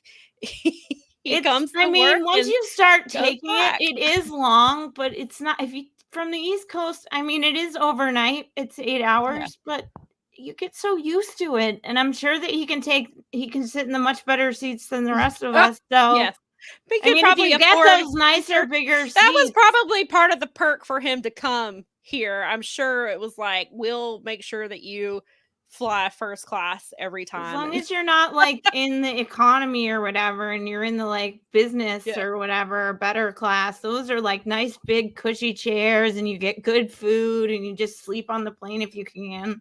But you get used to it. It's like a commute. It just becomes like a normal thing. Yeah. And I'm sure the flight from the US to England is probably shorter than England to 8 Japan. hours. And it's probably England and Japan probably has layovers depending on where it's at. God, yeah. Yeah. I don't even know which. I can't. John told me that they have to fly like under because they can't go like over. Yeah, and actually, yes, because Ospreay even said this during the scrum that like he used to fly through Russia. They can't now, or like stop through Russia, but then the war started, so he had to fly underneath Russia, and it made the flight like even way longer. Yeah, it made it harder and all of that. So yeah, it was a crazy thing. But yeah, so back to Revolution. It was only because John and I were talking about how we'd get from Dublin to Japan now because of issues and geopolitical issues. And he's like, what they're doing is it's like instead of doing the rainbow, they're doing a smiley face, and it takes a lot longer. It does take down through southeastern Europe as opposed to It's so you kind of go up and around or down and up, back up again. Yeah. So it's like, come on, geopolitics, catch up so we can all have fun again. Right. Yeah. Geez. You guys, can we all just get along? No, that was very hard. How dare you even ask? Can't we coexist, damn it? No. You coexist in wrestling. Right. But yeah, so just real quickly, I'll just go back to Revolution real quick. But yeah, being in the building for Sting was incredible. As soon as that video package hit, everybody was on their feet. We stood and watched it. We stood on our, nobody sat down for the mat. Like everybody was on their feet until the show ended. Like at least in my, and at least definitely in my section, nobody was sitting, but looking around the arena, it looked like everybody was on their feet the entire time from the moment that video popped up and we were all, and Sting is watching, in the movie theater watching his career play out. Like all of us were just standing there silently watching it. There were a few thank you stings that kept ranking. I think there was some thank you sting chants that broke out throughout the night, but obviously during that they broke out. And then you see a blonde-headed Sting pop out, and I quickly realized, I was like, that's his kid. And then the other one comes in, I was like, that's his other kid. And I was like, and it's Wolfpack Sting, because Wolfpack Sting is who, like, I missed our first Sting. I didn't really get into wrestling until I was a teenager. Right. And so it was, so Wolfpack Sting is my favorite Sting. That's the Sting. My nails are chipped, but I like, they're red and black, and Nikki's are red and black too. She did it reverse. Hers are all red with one black accent now. But like Wolfpack Sting, so we were like, we loved having that was the version they brought out. And then of course seeing Sting himself come out and just having them involved in the match was really cool. Just all of it. I loved I thought that it couldn't have gone more perfectly. I mean, would I have preferred no Ric Flair? Of course. But I knew he was going to be there, so I accepted it. There was so much other stuff you can kind of just pretend he wasn't there. Right. So I accepted it. And it was fun. So it like, as soon I was worried. So like as soon as the bell rang and he won and I saw him hold up his title, I was like, all right, I gotta go. So I like book it around to where I'm supposed to meet them, because like we were in section 122 and the media section was 109. So it was like around the thing where I had to go meet them, and I was like, I gotta go. Then I get there, there's nobody there, and I was like, I could have stayed in my seat. So I went to, there was like the section was near the suite, so I went into the doorway, because you could go down to the set. So I went in the doorway and I watched the rest of the celebration. So I missed like the confetti falling, but like I saw Sting, like the whole thing where he was talking and then he had to wait to get his cues because they were going off air and like all that stuff. Like, so I got to see it just from the other side of the arena, and I got a couple pictures from that side. And so it was nice to at least, I was like, I could have stayed in my seat and watched all this with Nikki, but at least I got to see it, got the match with her. But it was really cool. And so then they brought us down. We waited for like, I guess it was maybe like 10 minutes after everything finished, and they took us downstairs into this room for the scrum. And Renee actually let it off. Tony was not there. I think Tony was probably with Sting. He was probably, or making sure that Darby was not bleeding to death. Oh, yeah. I guess he was pretty cut up. So he might have been doing that. So they bring out, so Renee comes out, she gets the scrum started, and Samoa Joe comes out. And my mind went blank. Like I wasn't, because we don't know ahead of time who is coming to the scrum. Other than Tony. So like I had questions for Tony typed out at my phone. In the chance that Sting was there, I had questions for him. Then I was like, well, I don't know who's going to be. I was like, I don't know who's going to be in here. And so for whatever reason, Samoa Joe came and all my questions. I was like, and then people were asking questions, and I was like, oh, well, that's what that's probably what I would have asked, or something along those lines. So I'm like, it was funny. So he answers like 4 or 5 questions, and then somebody was like, and then so Renee is like, we have time for one last question, and nobody said anything, and Joe said, "You cowards," and he got up and left. I mean, he laughed, he like he just grabs his title and leaves. That's so awesome. Sorry, Joe. I was like, all of our brains are blank, I think. Nikki said when Sting was talking, someone yelled one last match. Sir, no. That was his one last match. Leave that man alone. That was it. Let him go. That man's about to be 65 years old. Leave it. He did amazing things. His father just passed away. Like he needs time to take off and grieve, and like he takes care of his mom and dad. So his mom needs him right now, and he needs her. So leave him alone. And he's got a grandkid, a baby grandkid. So I was like, just let that man. He got the out that he deserved, and we should be glad and grateful that he finally got the right exit this time. Finally. Yeah. He did, and I'm so glad. And I just, like I said, I don't think there could have been anything more perfect than what he got. And then so the scrum came through, and so we were, Finkin says we don't need Christian Cage versus Sting. No, we really No, don't. we don't. It's I mean, too they could, but no, we're good. We're good on that. Christian Cage has got plenty of other people to terrorize. Yeah. There's plenty of us dead dad people that he can bother that are not so like open wounded. Right. Yeah, that too. That too. Yeah, and then who else? Ospreay came in, and he, despite some of my personal feelings towards him at times, he was very funny and he's very charming. And it was he did a really good job. Like it was really funny because somebody asked, they asked how he was because of that one spot. And he's like, I broke my ass. And he's like, do y'all want to see it? And he starts to stand up and he's like, I mean, I'm not going to show my ass cheek, but so he like turns around, he lifts up his shirt and pulls down like some of his pants so that you can see like this gigantic like scrape on him. And I was like, Jesus, I don't know how he's sitting here.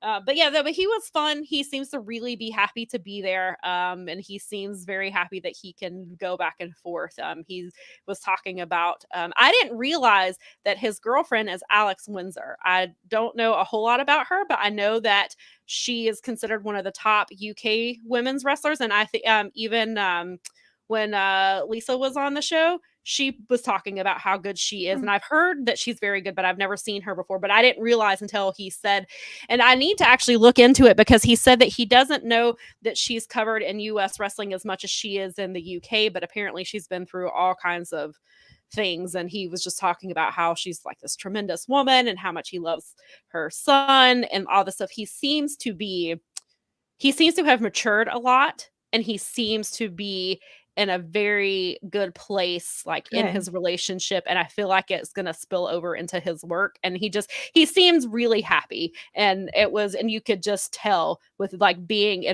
being that close to him that he seems very happy in his life and outside of wrestling and in wrestling. And he seems very happy to be able to work with an AEW and wrestling all these people. Cause like, I mean, he just went out there and he has his 5-star match at Revolution, and then he goes and has this incredible match with Kyle Fletcher. Yeah. And so those two. I mean, I know they've wrestled before. It's just amazing. They just keep getting better. And Kyle Fletcher's only 25, and he's got like that much. He's been wrestling Will Ospreay like for years now. And he was talking about how they used to live together during the pandemic. He Davis and Fletcher lived with him, and he was like, I didn't charge them rent or anything. I just let we all just kind of did stuff together and we wrestled. And he kept talking about how much he missed Davis, and I hope Davis is coming back soon because I miss Ozzy. Me too. I love Kyle Fletcher getting this solo run. Me too. Fantastic, but God, I miss Aussie Open. They're one of my favorite tag teams, and I think it's a real bummer that Aussie Open can't be in this tag team tournament. It really is. To me, they are a top 5 tag team in the world, right? They're so good. Yeah. Hassan says that Alex Windsor had an ACL injury last year. It was touch and go on her return to wrestling. Oh wow, yeah. Thank you, Hassan. I meant to look that up and then completely forgot until I was saying it. As someone who's, I didn't tear any of the ligaments, but I had a serious knee injury, and it almost never goes away. And this is just for football, soccer. What they do is way more high impact in terms of how many times they're landing. Right. It's like more, it's different. It's different. It's harder on your joints and it's hard for men and it's hard for women. And definitely we get stretchy. We're flexible. Yeah. So our stuff doesn't come back into shape properly. We get all floppy.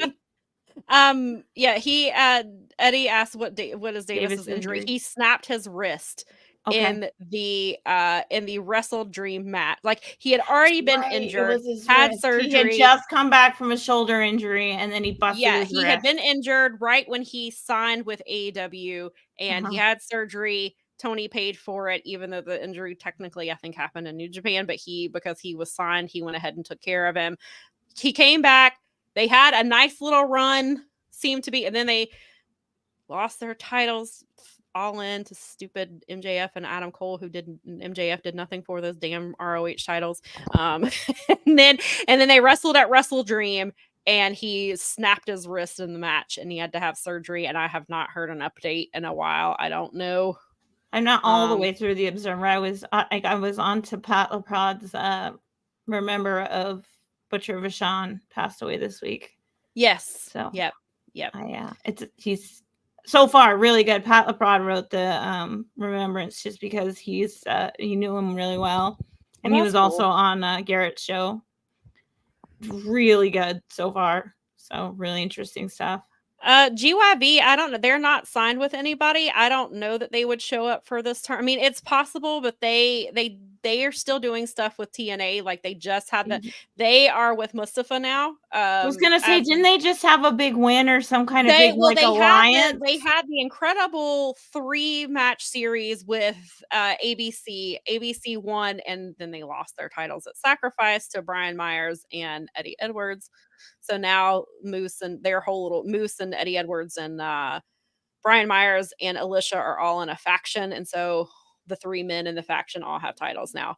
But GYV, they're with Mustafa now because Mustafa had the Good Hands as his lackeys. They lost to Alex Shelley and Kushida on Thursday night, and Mustafa was like, that's not good enough. And so he has GYV, and they had him. I haven't seen Sacrifice, but they had a match on there. So GYV is with them now, but they're not signed. GYV is they're free agents. And I think they're champions in the UK, and they're doing a bunch of indie things. And so I don't. They used to be. I saw them in Progress. So yeah, they weren't wrestling together. They were wrestling as individuals, but I did see them all in. Oh, Nikki said that she's seen him, as in Mark Davis, post gym selfies on Instagram usually, but that's it. So it seems he's working out. Maybe gym selfies aren't the worst thing ever. He could be doing PT. Right. So maybe we all know with orthopedic injuries, you require a lot of physical therapy. Yeah, because Wrestle Dream was October the 1st. So, and that's where the injury happened. And, I don't know. Obviously, they have to wait for swelling to go down and all that good stuff. So I don't know. I mean, if you really busted it and they had to do surgery, that takes a lot longer to heal because then, as you know, it just takes, you have to get the surgery healed before you can even start doing all the building up all the stuff around it stuff that you have to do. So that's right. Hopefully they'll be back and it won't be a problem. I hope so. We have much of a year. I mean, it seems like we're halfway through, but because of how many good matches, we're literally it's like March 10th. I know. It's insane. We've had so many good matches, even on just regular TV. Yeah. I mean, like we talked about, look at Danielson versus Shane Taylor last night. Oh my God. That match was phenomenal. And I know what they're doing with Shane Taylor in the BCC, and he hasn't gotten his win yet. But God, when he does, I hope they keep him on the television. He's clearly getting over. So. I love Shane Taylor. I know you guys. I've been since he was in ROH, and Justin and I were talking about him because he saw me tweet about him, and he was like, he's so underrated, and I was like, yes, still. When I saw him, I immediately went to Twitter because I knew you guys would be saying stuff, and I was like, yep, I had just enough time between because I'd stopped typing for a minute, and I had just enough time. I was like, do I got a second to tweet this out about Shane Taylor before I go back to trying to type this stuff out? I was like, she always has time to tell everybody to stop sleeping on Shane Taylor. Yes, I will find time. I was like, let me get that's important. It's important stuff, Sam. It is important. That's why I was like, hold on a minute. I gotta get this. I don't know that Shane Taylor promotion is in the tag. We don't know who is in the tournament other than the Infantry and FTR. They are the only official. Well, and the Young Bucks, because the Young Bucks said and they were throwing their hats into the ring. So those are the 3 teams that we know. I assume they will just reveal. I mean, maybe Wednesday. I was gonna say maybe they'll reveal the bracket. It does sound like they're trying to.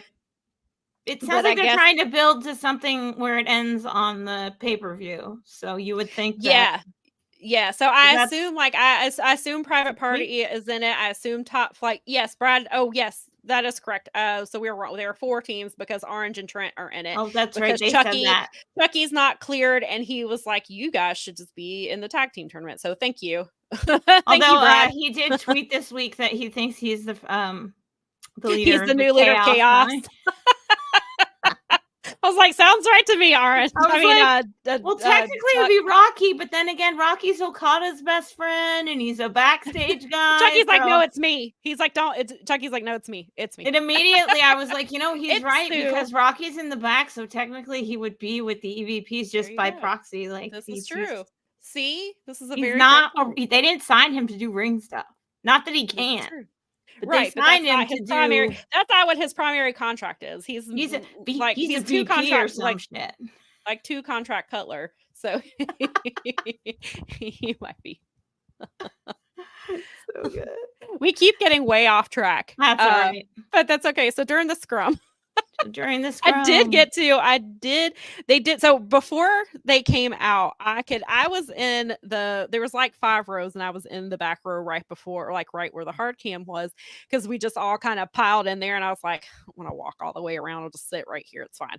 And so somebody was behind, like, I know Will Washington was back there and a few other people were like, who work for AEW were behind me. And I heard someone, I don't know who it was, but I heard Sting and Darby are ready. And I was like, oh my God. I was like, Sting is coming. And so I was like, oh my God, maybe I would get to ask him something. And so they had 2 people on either side with microphones, and we all just like had to kind of try to raise our hands and hope we got called on. So of course, when Sting comes out, everybody's like, every time he finishes a question, everybody's hand shoots up. And so I was like, please let me. That's like literally that's the entire reason I wanted the scrum in the first place. I was like, I just want to ask Sting a question. I was like, just let it. And luckily I did. I got to ask him 2 questions, which was very nice. And I was like, it was a 2-part question because I was like, well, the first one he'll be able to answer quickly. And I believe Mel has. I have it, and it's like 3 minutes, but we'll see we if can it'll all play. watch it together. Hi, Samantha Shipman from Daily DDT. First of all, thank you for everything. Tonight was incredible. So this is kind of a 2-part question. When did you decide that Revolution 2024 would be your last match? And was there any resistance to going out undefeated? Yeah, there was a little resistance to going out undefeated. There was resistance to going out as champions. There was resistance to going out being, or to ever even getting a chance to be world tag champs. But it's okay. It all worked out, and so I'm happy with it all. That's great. Yeah. What was the other part of the question? When did you decide that this show would be your final show? Oh, well, Tony and I, we had a few conversations. We were kicking some ideas around, and he was saying, could you maybe stay till Wembley? Oh man, Tony, I want to so bad, but I was feeling it's time. It's just time. And For it was a lot- Revolution was the 3-year anniversary. That too. was the 3-year anniversary. I was going to get there. Come on. But that's true. I mean, that's where it started. And so it's like so many things in all the years go full circle for me. And, the whole Revolution thing was full circle. So great idea for Tony. Well, if I tried to get it another 6 months out of it. I tried my best. I tried, everyone.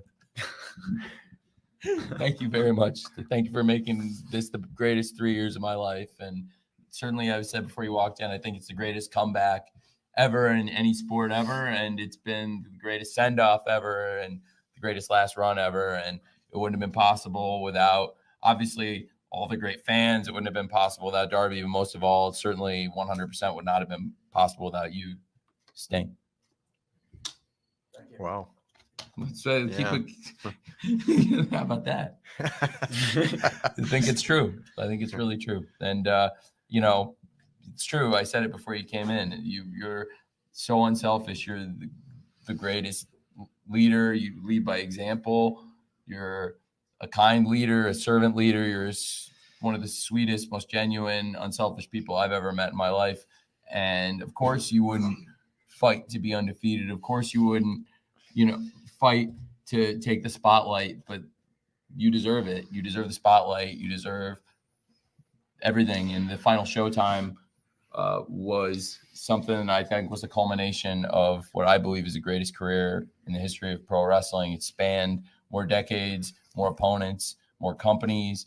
And I thought tonight was, for me, one of the greatest nights of my life. Thank you. What are you doing afterward here, Tony? Maybe we could talk. Well, okay. Listen, I want you to. Like, who wouldn't want to stay around listening to that?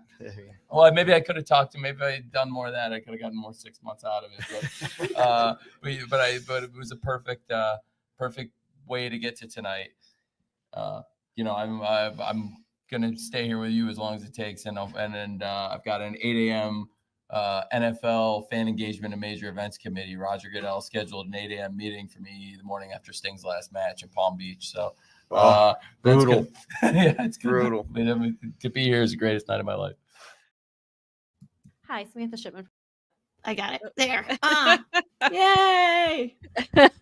And he did. It's funny. Tony did tweet later that he did make it to the. He made it to the show. I mean, Well, to thank the God. NFL, the NFL meeting. So he did. He's not going to get fined or anything. He was there. But yes, I'm just here so I don't get fined. Yeah, exactly. I use that reference a lot. Yeah, you know. Yeah, I did. Yeah, I was texting Nikki during the scrum some because she while she was there, and then yeah, it was cool. Lyric was killing it. Lyric had some really great questions all night for people, which was really cool. There was only 5 women in there, so it was really cool to see the ladies get to ask some questions. Good. 5 is like 5 excellent questions, and like I finally got to meet Kimmy Sokol. We became Twitter friends over the last year. She watches ROH with, it's like me and her and and Kyle Sparks, who has been a co-host here, and Kate and Brad and Nikki, who are the ones who are usually watching ROH every week together. So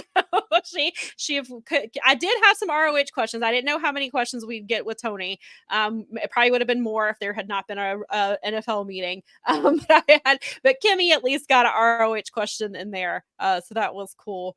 But yeah, and so Nikki said that she was so excited to hear them actually call on me, which was nice. So that's a cool thing. And Brad said, that is so cool. You'll forever be linked to Sting's retirement, which it's such a surreal thing. Like, and even Lyric tweeted that like the next day she was like, I got to ask Sting the first question of his final press conference. Like, it's so hard to like still a week later. And I've watched that clip so many times, like with editing and getting it time stamped and all that stuff. And then seeing it shared and things like that. It's just, it's still really, really surreal that it even happened. And I had people, like I had an editor and he was like, I can't believe you got to ask Sting a question. He was like, I'm so jealous that I couldn't do that. And so, yeah, they will not let Nikki be my assistant. Ashe will let Nikki. Ashe will let Nikki be my assistant. She helped me conduct some interviews. One of these days, Nikki. One of these. Thank you, Hassan. Actually, and it was one of the questions I had considered asking was why he chose the Young Bucks to be his opponent, but I wasn't sure if he would give me a kayfabe answer, or because we're technically not supposed to know that he chose them. I mean, it's out, the reports are out there that he chose them, but I wasn't quite sure how he would answer it, and I was just like, and we have talked many times about once we knew Sting was going to retire, like we want him to go out on top, but he's probably going to fight them. I've talked to several other people that thought the same thing, so that's why I was like, let me ask if there was resistance. It was a great question. I was like, I feel like it wasn't. So then the thing is that his answer, that answer I showed you when we get to the other one, but it got coverage his answer got coverage in the Observer, like where Dave that answer was part of him talking about Sting's retirement. The whole point of him, the fact that Tony tried to get him, that's news that he got him just wanted him to stay till Wembley and all these things. And I mean, it's great. He really did work and talk back and was like, maybe and then it got that great response from Tony, and then Sting was like, well, what are you doing after this? Maybe I do want to stick around. So it got that really great moment between them, which I thought was really cool. But it was great. I was like, I don't know. I was like, I told Nikki, I was like, I think I might have peaked. Like, I don't know. No.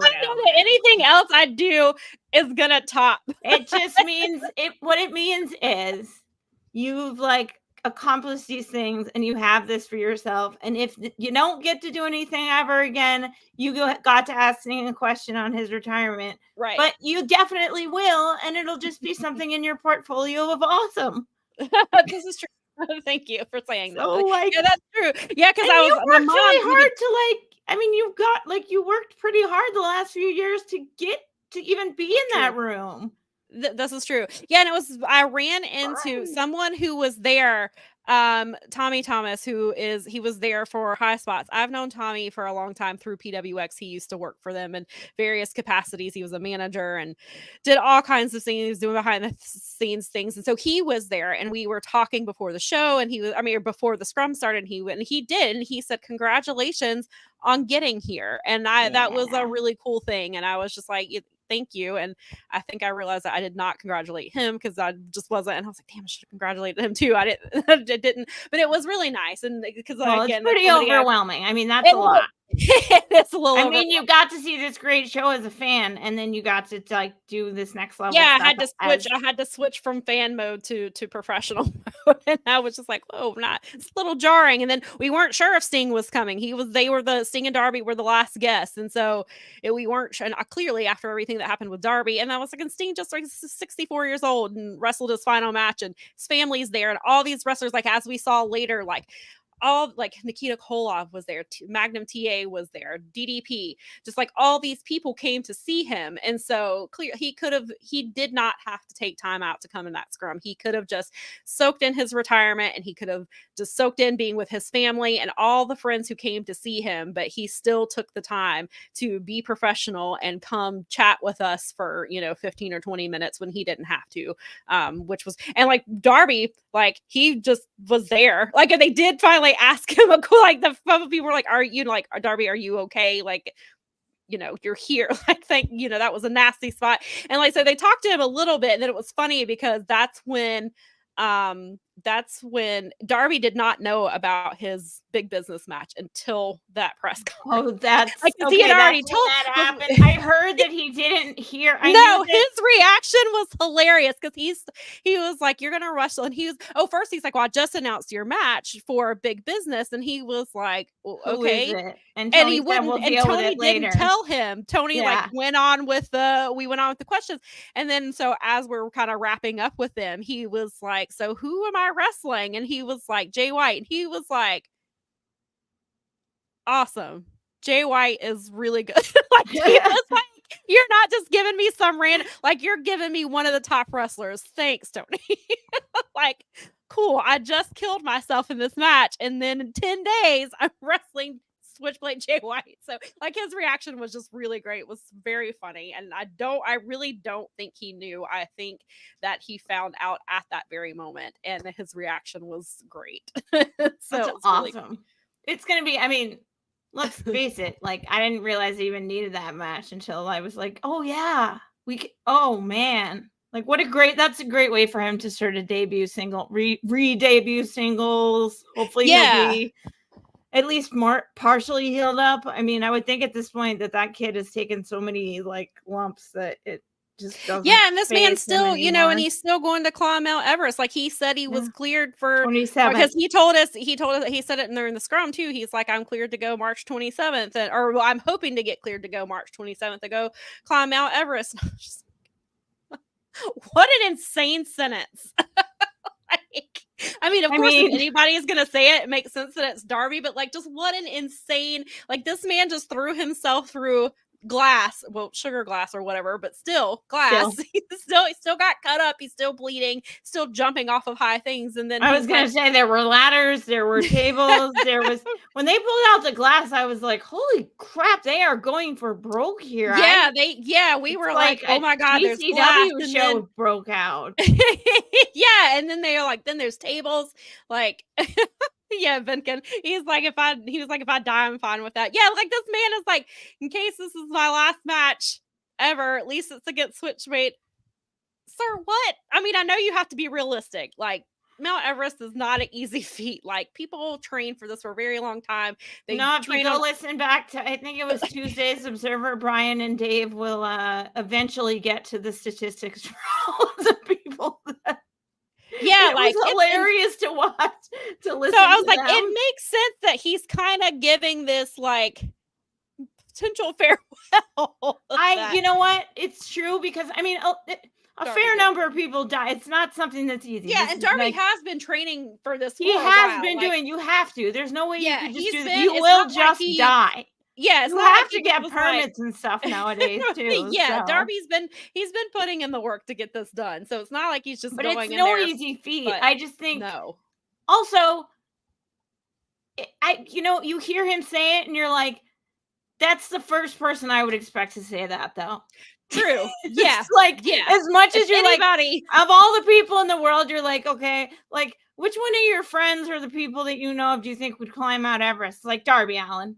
yeah, maybe Yeah. Jeff Hardy if it was Yeah, like 20 years, maybe. maybe I don't like know, 20, maybe like 20 years ago it would have been. Yeah, Jeff, maybe like, it would have 20 been Jeff years ago. Hardy. It might be a little hard for him to climb now. Darby Considering Allin his- seems like a conqueror, man. Like just not Yeah. just mental, like physically, but like a mental, like where yeah, like he, I want to know, like I'm sure there's going to be interviews when he gets back, and I'm things like, but, like sure. where did this come? Like where did this idea come from? Have you always wanted to do this, or did you just wake up and like, you know what? He's I'm gonna gonna give the climb. same answer the first guy who ascended it. What they asked him why he did it, he said because it was there. Sounds like a Darby answer to me.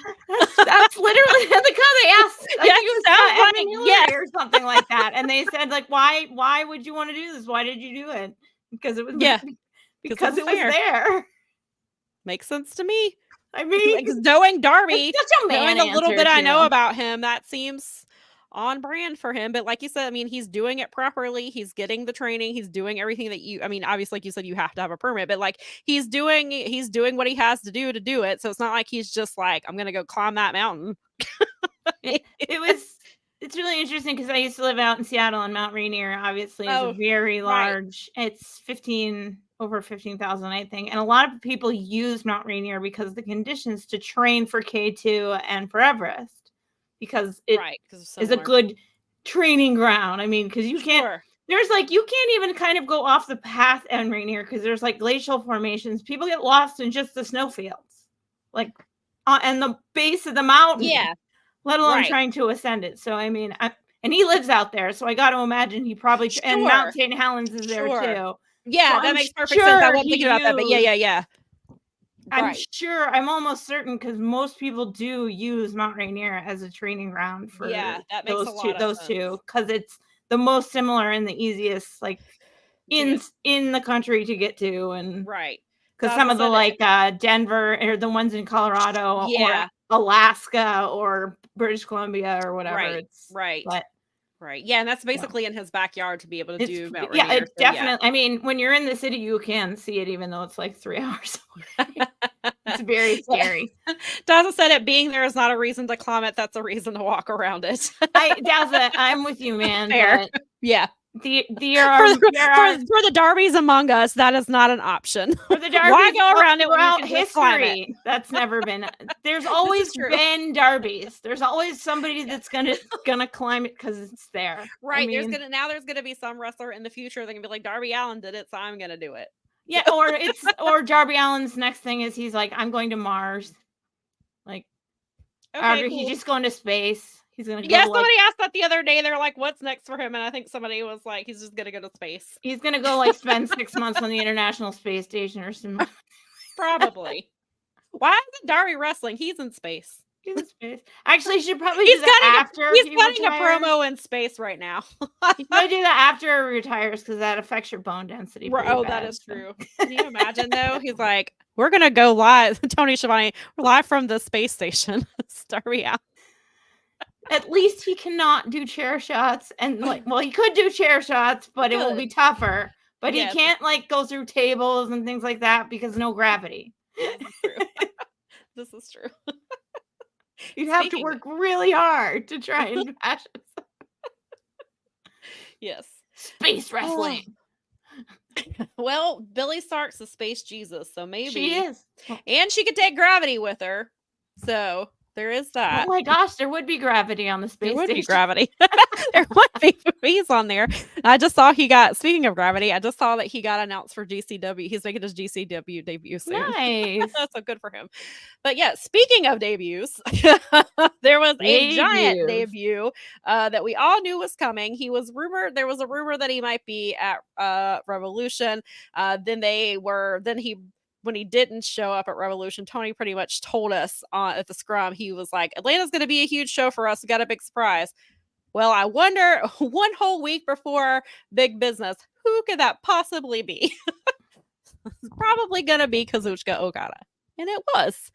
And I still pop just as hard when that coin dropped. Me as I too. always do, And I knew every it when they were single like, time. okay, when the Young Bucks were like, we have 2 huge announcements, which I thought was great. And I also love, because they debuted it at Revolution. They used the Cody Vader to come in. They used Cody's old entrance. And then I made a joke because Friday night on SmackDown, Cody was teaming up. He's teaming up with Seth Rollins at WrestleMania. So they came through the crowd. And I was like, oh, look, he's doing the Jon Moxley entrance. While they did, the Young Bucks got the Cody Vader, and Cody's doing the Jon Moxley entrance. There you go. Why not? We're all mixing it up. Screw it. It's a new time. But yeah, Okada's in America. And Dang they it. tried to tip us off because they wore robes with their with their black and red gear that they wore on Saturday. They had the robes Okada yesterday robes on. was Then just everything they're doing right now, I love it. They're just leaning into it, and they're just being all these horrible bosses and all these things that people on the internet say about them, and they're just leaning into it. And I think adding in Okada with it is smart. I think it's hilarious. And we even though last week I did, give the possibility of him coming with Orange Cassidy, we talked about it a couple of weeks ago, and I was like, they could do heel Okada, and Stephen Conway was like, well, he was a heel early in his career, and like, I think it'll be fun. So what did you think about his debut? I was very excited. I have said, and I finished their book, the Young Bucks book, this past week. I still have got to read it. I've had Doug's Doug's so book for like 2 on years. what they're doing right now. Actually, I almost wanted them to write a follow-up at some point in the future. That would be fun. Just hopefully the Cody story will be in it, but never know. Probably not. Yeah. But even if not, just because this is like some kind of, there's so much is coming full circle with Okada showing up with them, and even them wearing his gear out. They were essentially wearing his robes, which if you're like, I was like, oh, that's so meta, because like the joke was that he used to put their gear on and wear it around as a joke, because Okada's like, and now apparently a giant goof. And so they talk about it in their book, and they were close to him because when he first came to America, he had very little, he knew a little bit of English, but he didn't have a good grasp on the culture. But because they are who they are, they were like, hey man, let us show you around. And so they became really close. Yeah. So I think this is going to be fun. And he used to do all those things on BT. And then I think you must have seen it. They canceled BT. But then they dropped that video today. Yes, I was going to say the video that I promoted, because I quote tweeted it last night. You quote tweeted it. It was amazing. That's what I told Nikki. I said, maybe this is the new BTE. So we're going to get this because it's going to be the VPT or something. That video was, and then you see, because I've always heard that Okada is very funny, because even like, and but in addition to being really good friends with the Young Bucks, they're really good friends. He's also really good friends with Motor City Machine Guns. He's very good friends with Chucky and Trent. It's because they got them. I mean, Motor City Chucky got all those guys booked, basically. Yeah, they did. And they loved them so much that they kept leaning on the people at TNA to bring them in. Yes. So amazing. Motor City's like really close to them. They brought in, obviously, before Okada did go do Hard to Kill. He did the Snake Eyes and stuff, and he was with Motor City because they're really, really good friends. And we even talked, Mel and I talked about it. I was like, I wonder if Okada told them that, because it came out like a few days later that he was leaving, and I was like, I bet he told Motor City that he was leaving, because they're that good of friends, like I'm sure. And so he has, and that's when we talked about where all the places he could go, because obviously he's very close to Shinsuke, and Shinsuke was like his mentor, so we could have seen him potentially going to WWE because that's where Shinsuke is, and he could have taken the Shinsuke route and wrestled at 60% and still been amazing, and took up surfing, and if you wanted to, Well, they like, can there's still all these visit each other anytime they want now. right, basically. exactly. So I saw most of the takes I saw about Okada were overwhelmingly positive. Did Mhm. see some takes that were interesting. I know that we all watch wrestling through different lenses, Mhm. but I was a little surprised because some people thought that that was not the way to debut him. They didn't like him being involved with Eddie Kingston or having any. I didn't want him having interest in the Continental Championship. And I was like, why wouldn't? That's 3 titles. Like, I guess you can be like, well, it's ROH, but still, like Yeah, but one of them is the Japanese idea. too. Right. And considering the reason Eddie Kingston wanted it in the first place, like that tradition is there and that respect is there. Yeah, So why right. wouldn't Okada want to go for that? I mean, like, I don't, and he's clearly like, he's not gonna take that title off of Samoa Joe, and he's not gonna skip over Osprey. Right. So why wouldn't he go for that title? Like, it's not like he's going to go after Roddy Strong and Yeah, take doesn't make the sense. international championship. So to me, it made sense. Like, I can get some of the arguments, but I thought, like, they said that they think all of his mystique is gone because, like, but I'm like, he's on weekly television now. Like, he's not going to be the Okada he was in Japan. I think he'll still have them. I mean, he has he had the match last night, which we'll get to that in a second. But, like, he's still Okada. Like, and I know there's the fear and I get the fear of, because of how Jay White has been booked since he came to AEW. There's been some questionable choices with that. And he he is, I don't want to say stuck with the Bang Bang Gang, because I think that they work, but it's not working as well because Juice is not there. Juice was he held that group together, and it's weird and it's hard but I think that, but Jay is a smart guy, I think, and he's I don't think it's as bad as everybody thinks. I don't think so I either. mean, I don't have as much of a problem with it because of Jay White being sort of the opinion. Yeah, and I was like, that might be why. He's like the opinion of it, and so, like, yeah, I mean, I get it, what's happening around him, but Jay is such a personality, so strong of a wrestler, Yeah. and I mean, he's gonna wrestle Darby, and people are gonna remember he's Jay White again. Yeah, and they're gonna shut and I up. guess I can see, like, coming out of the Continental Classic, and he had such a strong run, and then he kind of gets calm down. Like, I think, like, I do think that the Bang Bang Scissor Gang has not worked the way that they thought it would. I'm sure. I agree with that. I think it's ran its course. I think they should have split up and had they should have split them up and then had a match on the 0 hour. I think is what they should have What done. they could do right now, which would make the most sense, is because there's a tournament coming up, is to split them back into Austin and Colton. And yeah, I could see that in the Acclaimed and yeah, that they could do that, or and then enter, because the ROH 6-man champions could go down to Honor Club. There you go. And they could have a match at Supercard of Honor, because I wrote a nice little article about it last Thursday. So, they have not defended those titles on Honor Club. Those belts have not been on Honor Club since November. Or no, it was December. There's another belt that's not been on there since November. It's Eddie, the ROH championship, because he has not been. He wrestled at Full, you're right, because he was at Full Gear, and then he won, and then he won the triple crown at World's End. But there was a video that played on Honor Club, the first Honor Club of the year, and that's been it. He's defended it, like, he's defended it in New Japan. He's defended it on the main roster. He has not been on Honor Club. We've got to have, wouldn't the Supercard is 4 weeks away. I was gonna say WrestleMania is coming, so Supercard has got to be Supercard coming. is April the 5th. They better start building a story. They can't. We at the time that I wrote the article, I was gonna say there were technically at the time no matches made, because we assume that the ROH Women's TV tournament they'll crown the champion, but they haven't even said that. It's not been specified. That's just the assumption, is that they will be crowned. But they're not doing anything to build a title match for the men's belt, because Eddie has been on. He's had storylines on Dynamite, he hasn't been on Honor Club. Same thing with the 6-man. The 6-man. Yuta's the pure champion, but he's been hurt. He is advertised for.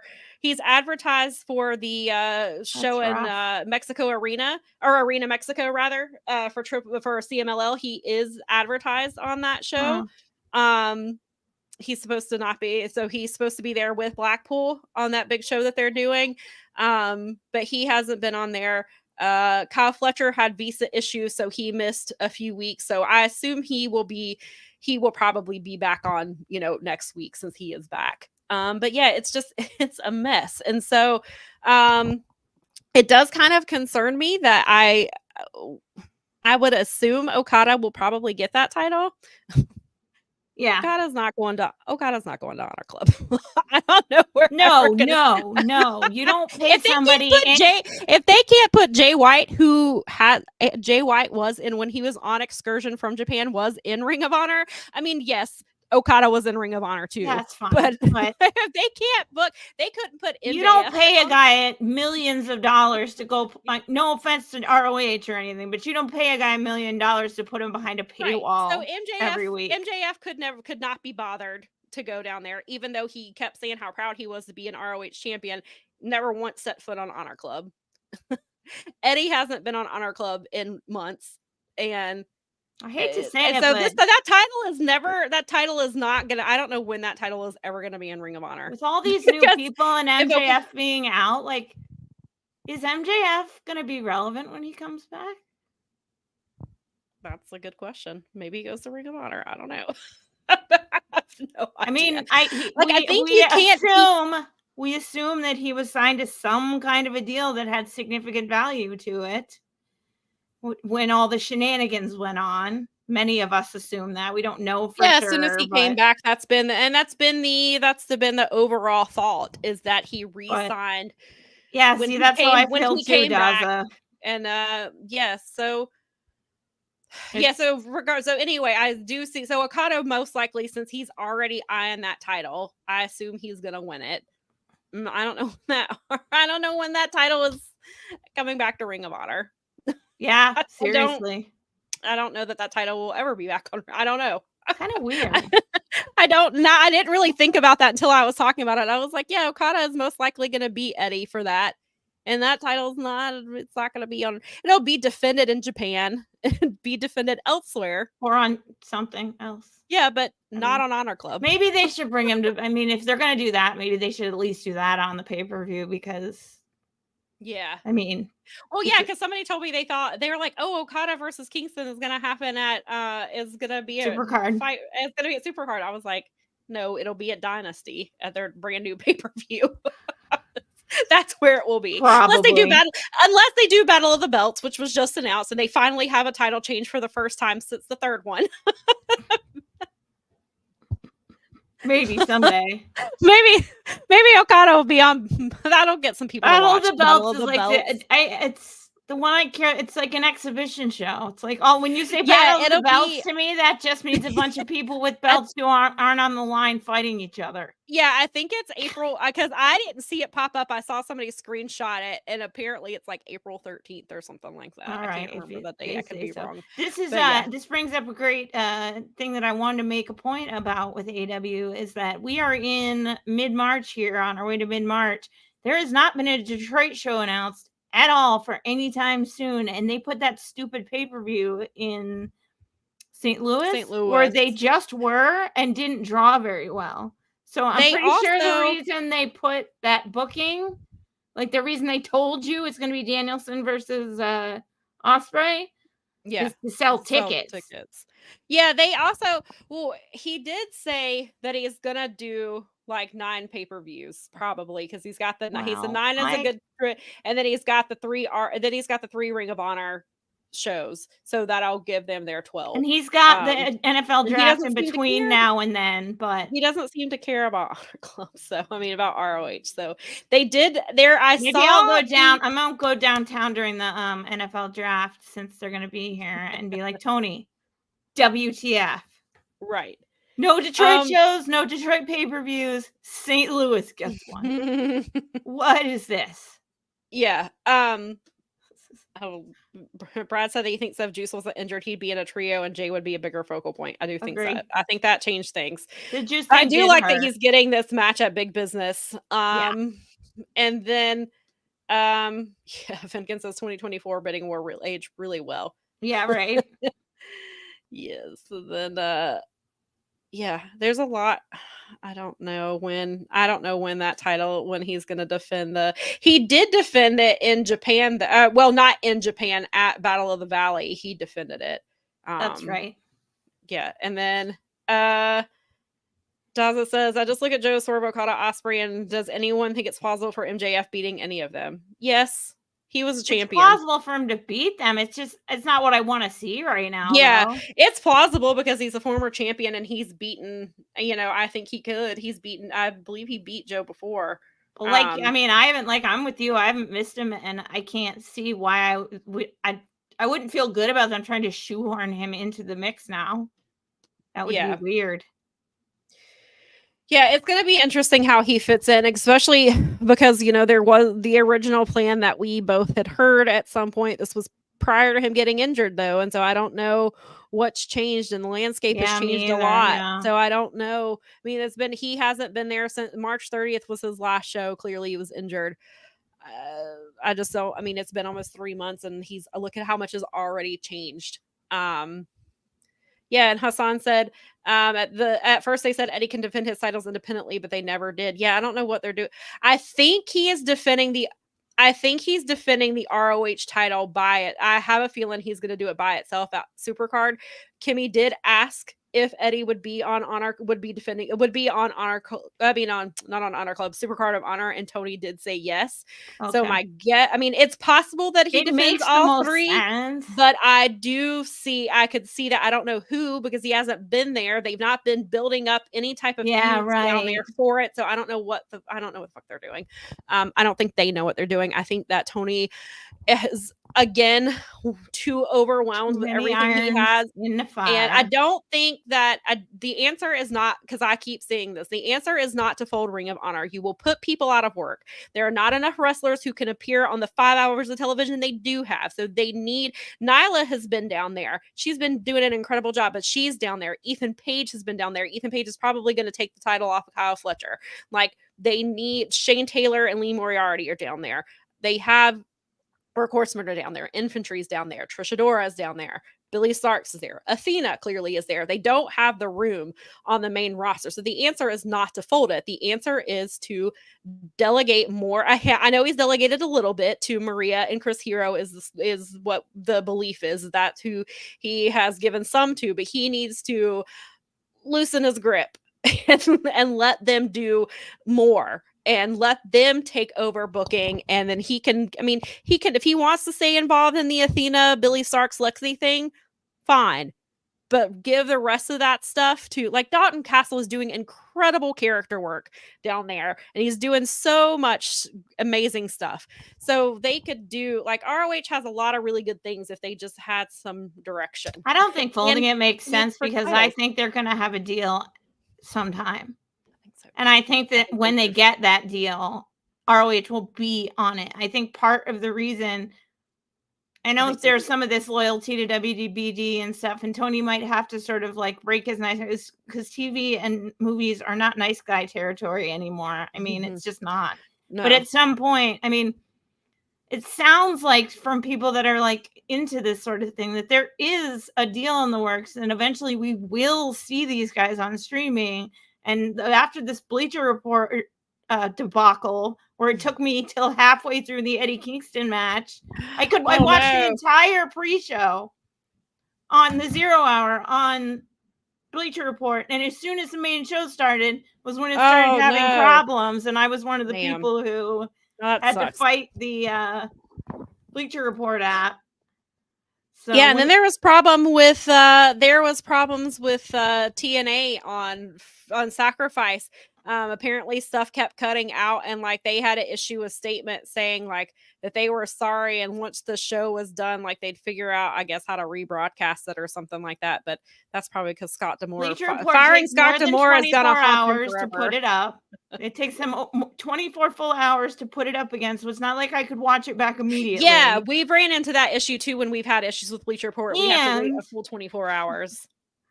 It goes through this whole cycle, and it was just getting caught in this cycle where it kept wanting to charge you for it. And it's like, I'm not going to bother to get my money back because it's just too much of a pain and I don't want to deal with them.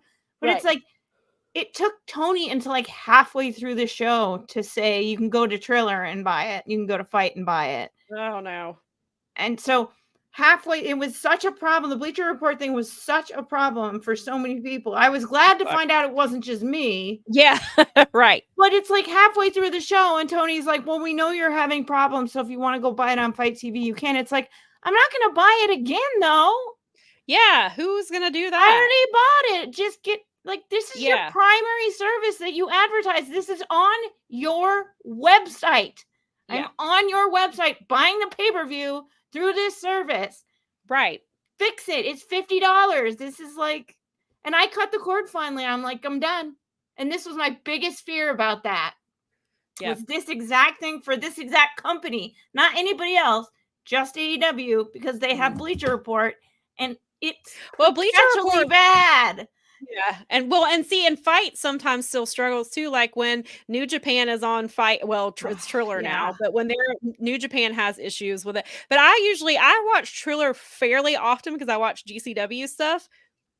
Sometimes there's issues and sometimes they're not. And I mean, I'm sure part of it is because there's probably a lot less people trying to watch it live. Not that they don't draw good, but it's not like, clearly it's not the same amount of people trying to watch AEW or even New Japan. The New Japan has problems with Triller too. Or there's been sound quality, like the sound would be completely gone and matches would be happening and you couldn't hear anything, or we'd have sound and there was no picture. So yeah, they gotta get their for me stuff. It was very frustrating because it's like, guys, I can imagine this isn't just any old pay-per-view. This isn't even any old Revolution. It's the biggest one of the biggest shows they've ever had.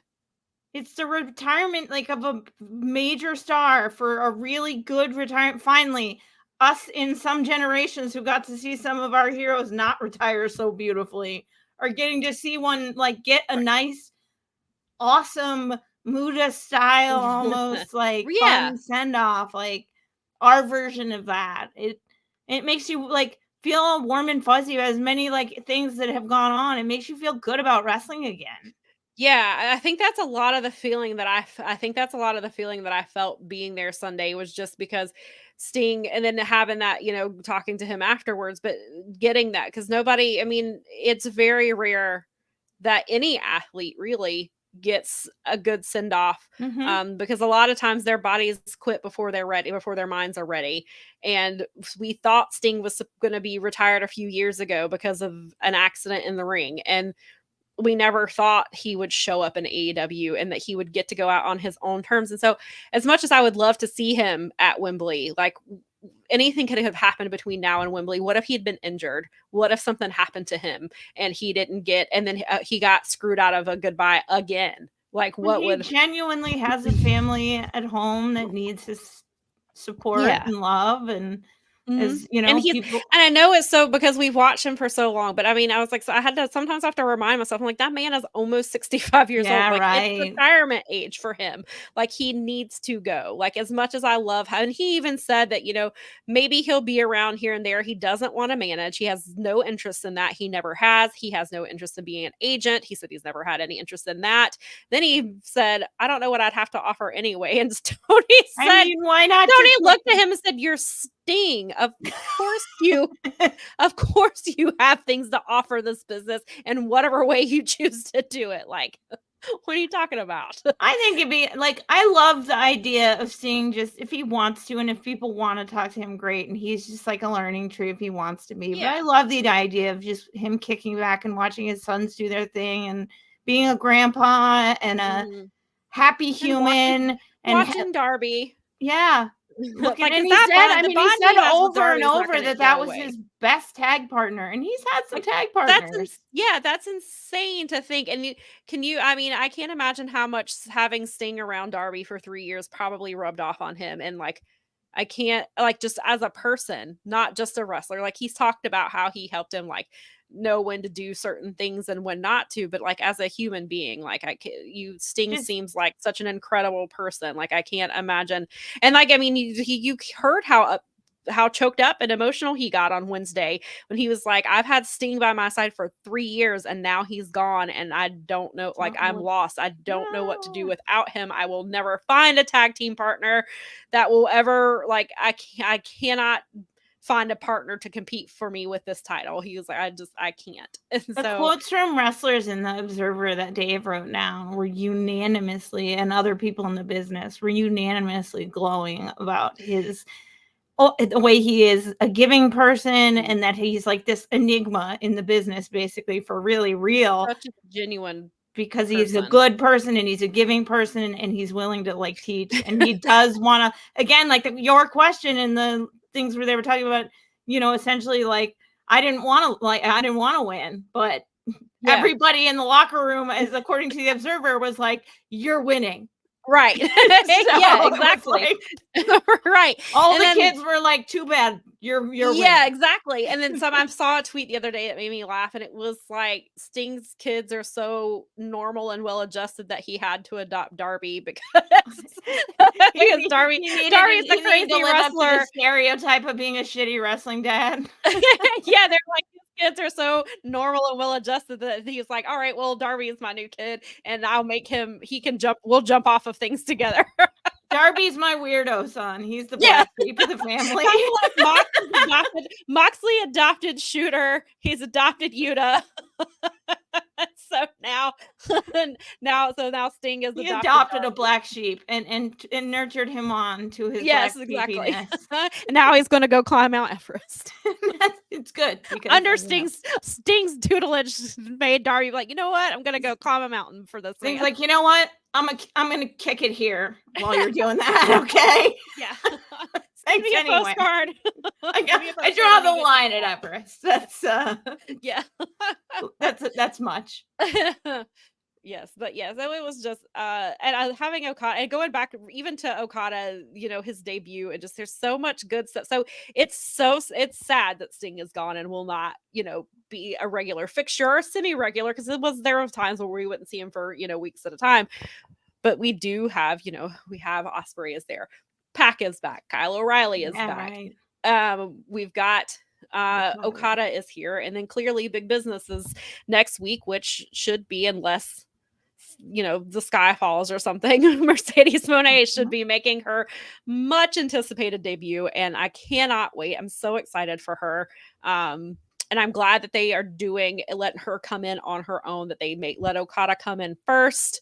You know, I guess some people were kind of fussing about Okada's first match being against John Cruz and basically in the Skulk. If you were familiar with Evolve, you saw them there, but it goes with the story that the Young Bucks have been telling. The Young Bucks have been wrestling independent wrestler. I mean, just they've been bringing them in. They haven't been wrestling big names since they've been back, and so it fits that Okada wrestles a bunch of just young green and and I love that it. I actually had a moment that it's John Cruz though, because John Cruz is he means so much to that company and the things that he does.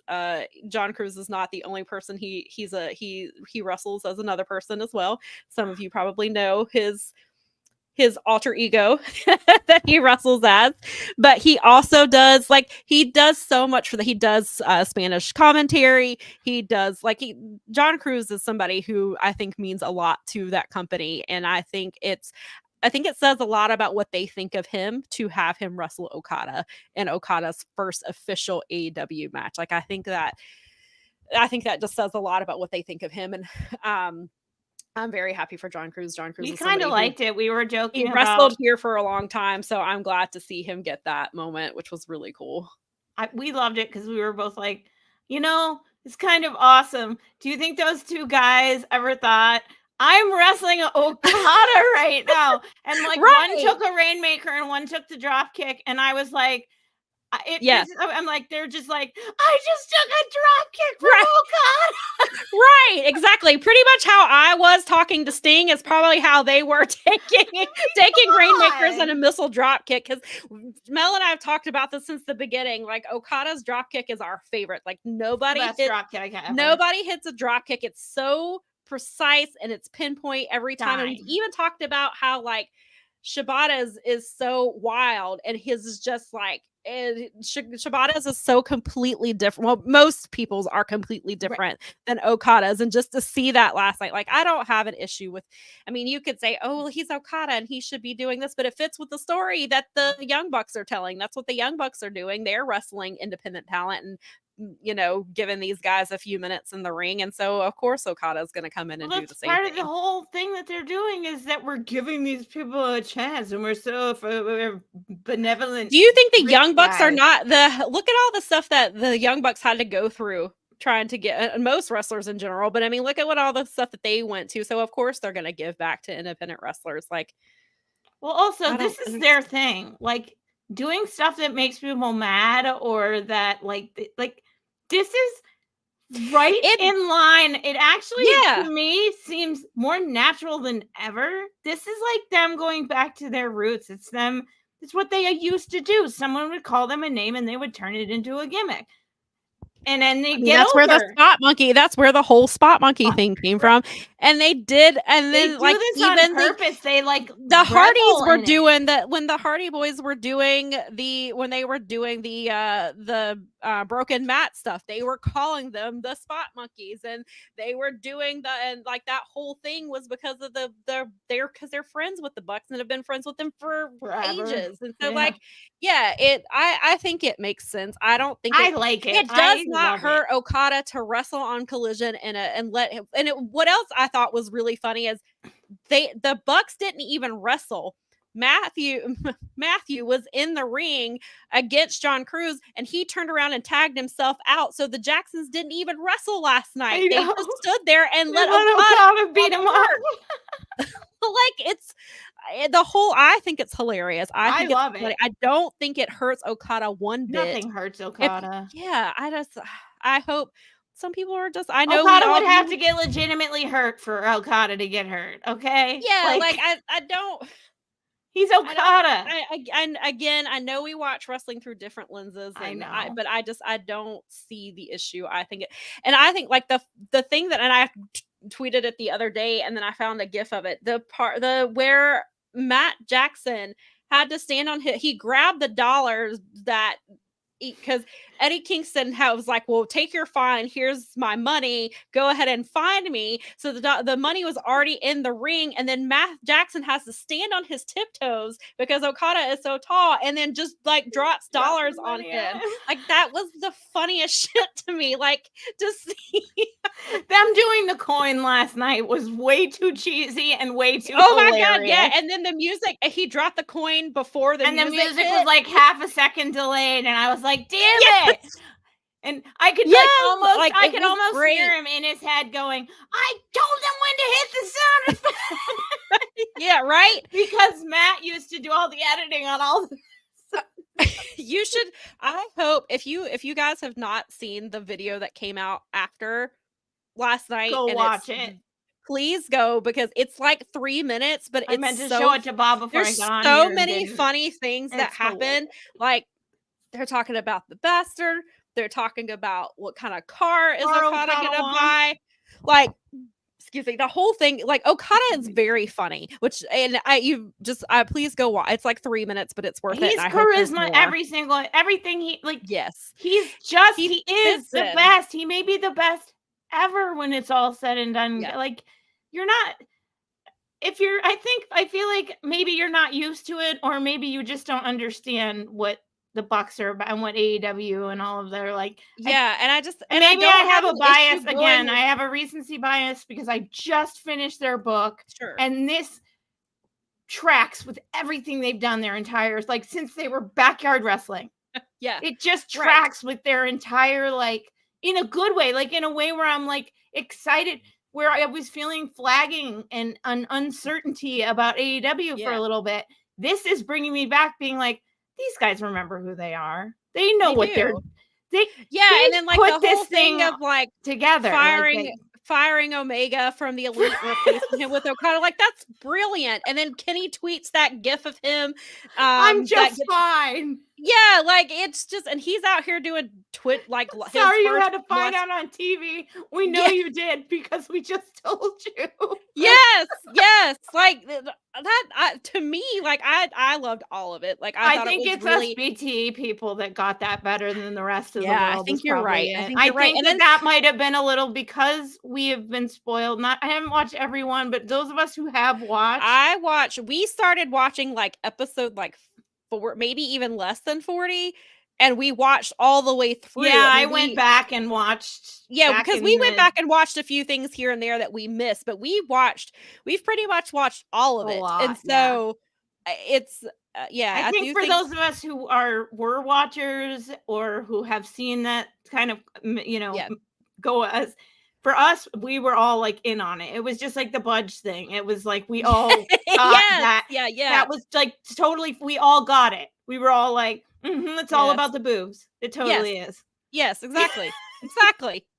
And so I think, and Okada, and it's something different for Okada. Okada he carried New Japan on his back for how long? Years. Like, and we got to see like To the point Okada's- where like they're flipping out. They've lost all their talent, including their biggest star that was homemade.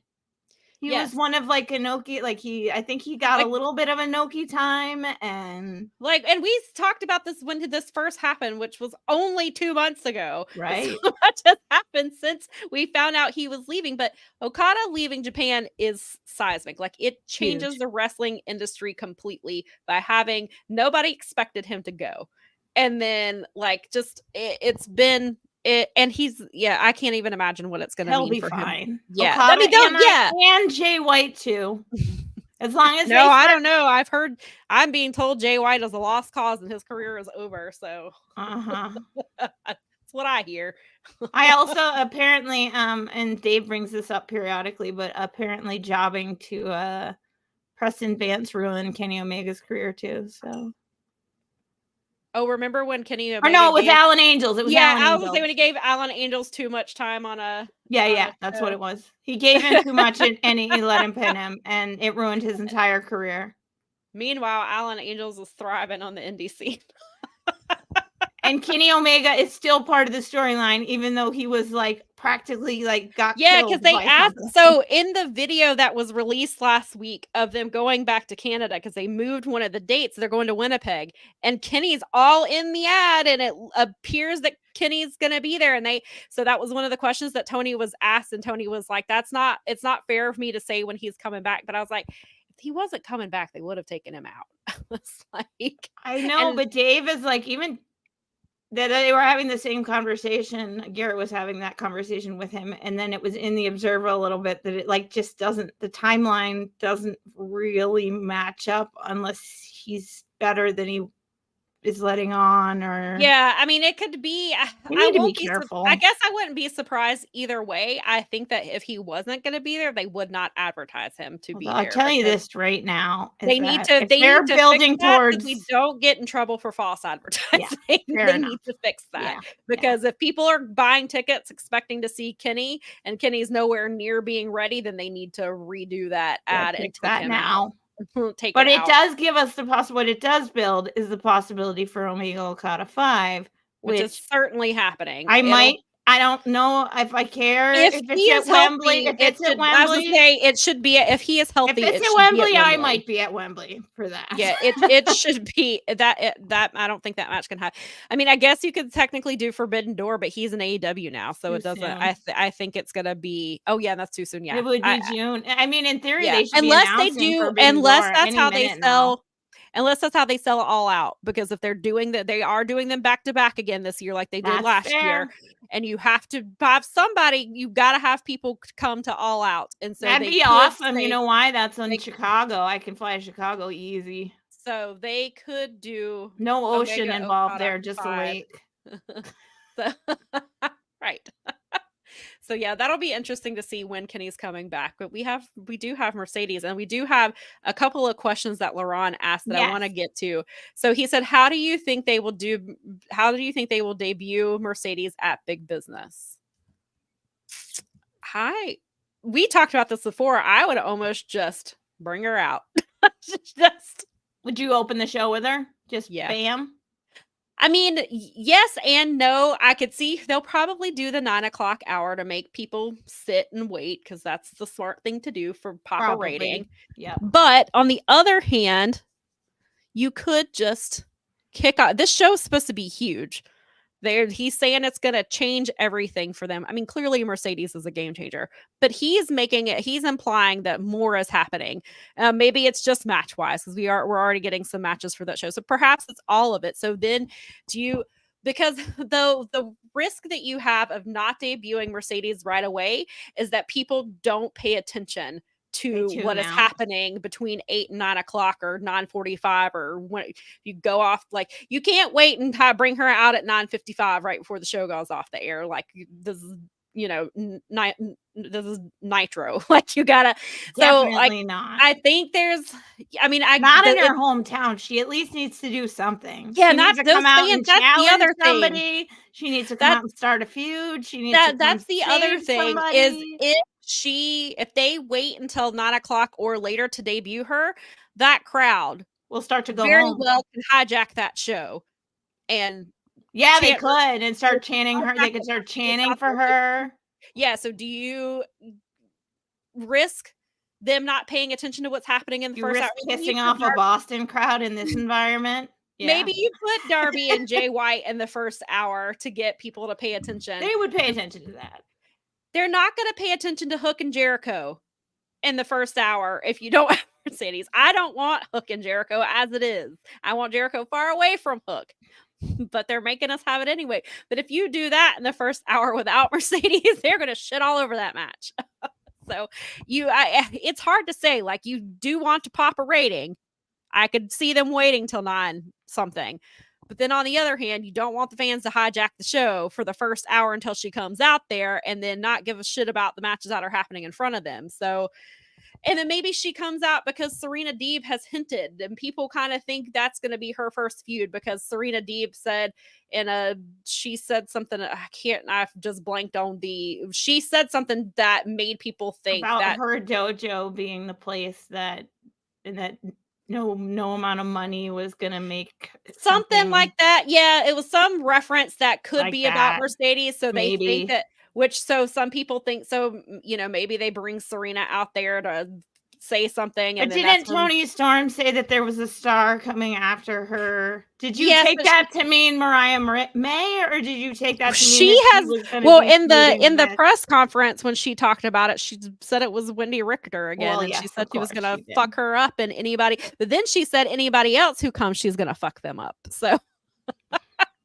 Yeah, I mean, it would, and I don't think that's why Toni. I mean, I think that's why Toni retained the title because you're not going to have her drop the title to Deonna and then turn around and bring in Mercedes, who's probably going to have that title soon. I would think sooner rather than later. So, but then Deonna came out there last night and attacked Mariah and Toni. So maybe they're going to make it be Deonna and Mariah for a little bit, like. And we don't know, we still don't know when Jamie Hayter's coming back. Megan Bain is still supposed to be on the way. Britt Baker is still out there. Yuka Sakazaki was supposed to have been back already. Then there was a glitch and she was off the roster, but that was Riho has been doing awesome. Riho pops every time she shows up. She nearly got people to boo Chris Statler. I know.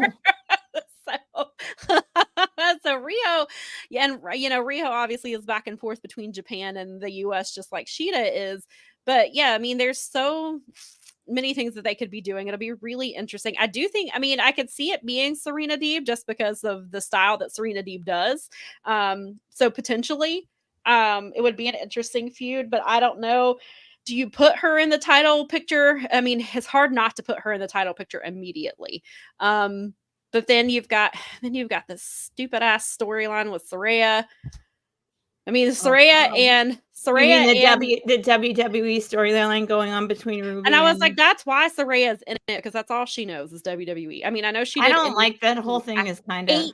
I hate that storyline. And that whole storyline. To me, it gets worse every week. It's hurting Ruby. I hate it. And Jeff and Paul, just so you know, I know you had this discussion a few weeks. It does not pass the Bechdel test. It doesn't. Go look it up.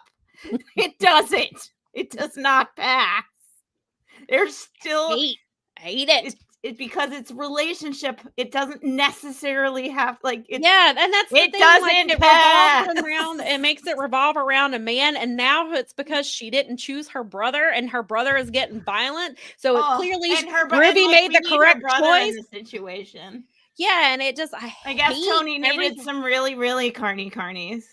I don't know if it's just because Saraya is just that's what she's comfortable with because that's what she's known, but I hate that story with a passion. I would rather have less women on TV than have to watch that shit. I hate that story. I'd rather have like bad knockout segments. I mean, they're not still better even, than like, that. And what are they doing with her? Like Harley's just there. Like she's never wrestled since she's been in AEW. She has not wrestled in AEW. She has not wrestled in ROH.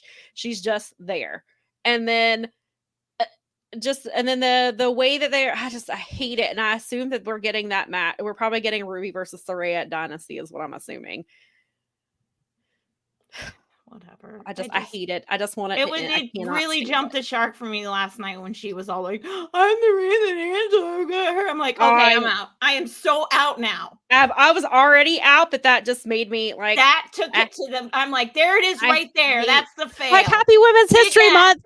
Happy Women's History Month. Yeah, a woman is crying over a man because a man got hurt. I'm the reason he got hurt. Stop. Yeah. So now I don't know if because Saraya and Mercedes, they have so much history between them and they're friends. I don't know if there's 10. Like I could probably think of like 3 other wrestlers I'd rather see her feud with to come out with, to start out really though. Anything. I don't want that. Keep her away from that storyline, please. Do not. There's plenty of other women. Away. Willow. There's Anna Jay. Anna Jay's a good idea. She had been starting to come back. There's Queen Aminata now. And I mean, I know she's down in ROH. Trisha Dora can have a feud with Mercedes. I want that feud so bad. But there's I mean, Queen Aminata's busy with the ROH tournament right now. But I mean, yeah. There's Mercedes Martinez is down there. They could do like I would, of course. Eventually, hopefully, we're getting Mercedes versus Athena at some point because you would be dumb as hell not to have those 2 women. That would be fun. I want that match. And both of them have like they're so different now. Yeah, I want that. I mean, I know they've wrestled before, but it would be so different now than it was then. Like it's yeah. Yeah, sorry. Daza asked what happened to Thunder Rosa. She's been doing some stuff. They are hinting at her joining LFI. I think that's what's happening. They've been hinting at that. So I know she does a lot of other stuff too in her like personal. She has like her own charity. Yeah, she's got her own wrestling company and her own. Yeah, and I think they're still just trying to be very careful with her. Her back was very, very screwed up, and she there's a possibility that she wasn't going to wrestle again. So I think they are trying to be very careful with her. And I'm more concerned with her being able to walk, let alone wrestle. Yeah, so I think they're easing. Careful. I think as far as matches go, they're easing her in. And if they put her in LFI, that'll give her some more stuff on TV, kind of like Julia does. Yeah, like Julia clearly wrestles, but Julia is also the leader of House of Black. I don't care what anybody says; she's the leader. She definitely is. So Thunder Rosa could do something similar with House of Black. I think. Daza said, "Women wrestlers do not need storylines where they come across all gooey and girly over a guy." Amen. Thank you. You heard. Yes. And so then Laurent's other question is, well, actually, I have 2 more. The next question he had is, do you think they do Mercedes versus Stephanie Vaquer, or Vaquer? I always misspell her. I always mispronounce her last name. For the New Japan Strong title at Forbidden Door? Perhaps. Because this is where the other question I had for Tony. I was going to say, should we play your other question? We can. This one's not as long. This one's only this one's really short. This one's 45 seconds. And I this is my favorite one a little bit, and I'll tell you why after. Okay. But here, let me get rid of this banner so it's not in the way first. Okay. Okay, babe. Here I go. 2 more questions. Hi, Tony. Samantha Shipman from Daily DDT. I have a question about the relationship with CMLL. Will that allow for women to come over to AEW to compete? And could we see somebody like Stephanie Vaquer here? Yes, and yes. Absolutely, it would, and it can. and I would love to have Stephanie here. And I've already talked to Salvador about that. I'm excited about it, and she's somebody I've asked Salvador about, and I would love to have here. Last question. We're also very happy with that relationship. CMLL have been great partners for us so far, and it's been great working with them. Thank you. And we'd love to have Stephanie. I think he was waiting. They were figuring out who was going to ask the next question. I know, but and so he just had to throw it. every It was like, he was like, oh, I better say that the relationship's been great. Let me throw that in there real quick. I love that part, but what I really love is every time, and it seems like, and it's mostly I notice it because you ask him questions, is that it's like every time he answers a question to a girl or about a girl he like gets to the end of the question, he's like, I gave the right answer and I talked to a girl. He always comes off that way to me. I think he was just glad that I didn't yell. it. I think he's just glad I didn't ask him something that was going to make. Like, yes, we love her, and I got it right. God, He Sam always didn't has ask me. this like I talked to a girl, right? Kind of attitude.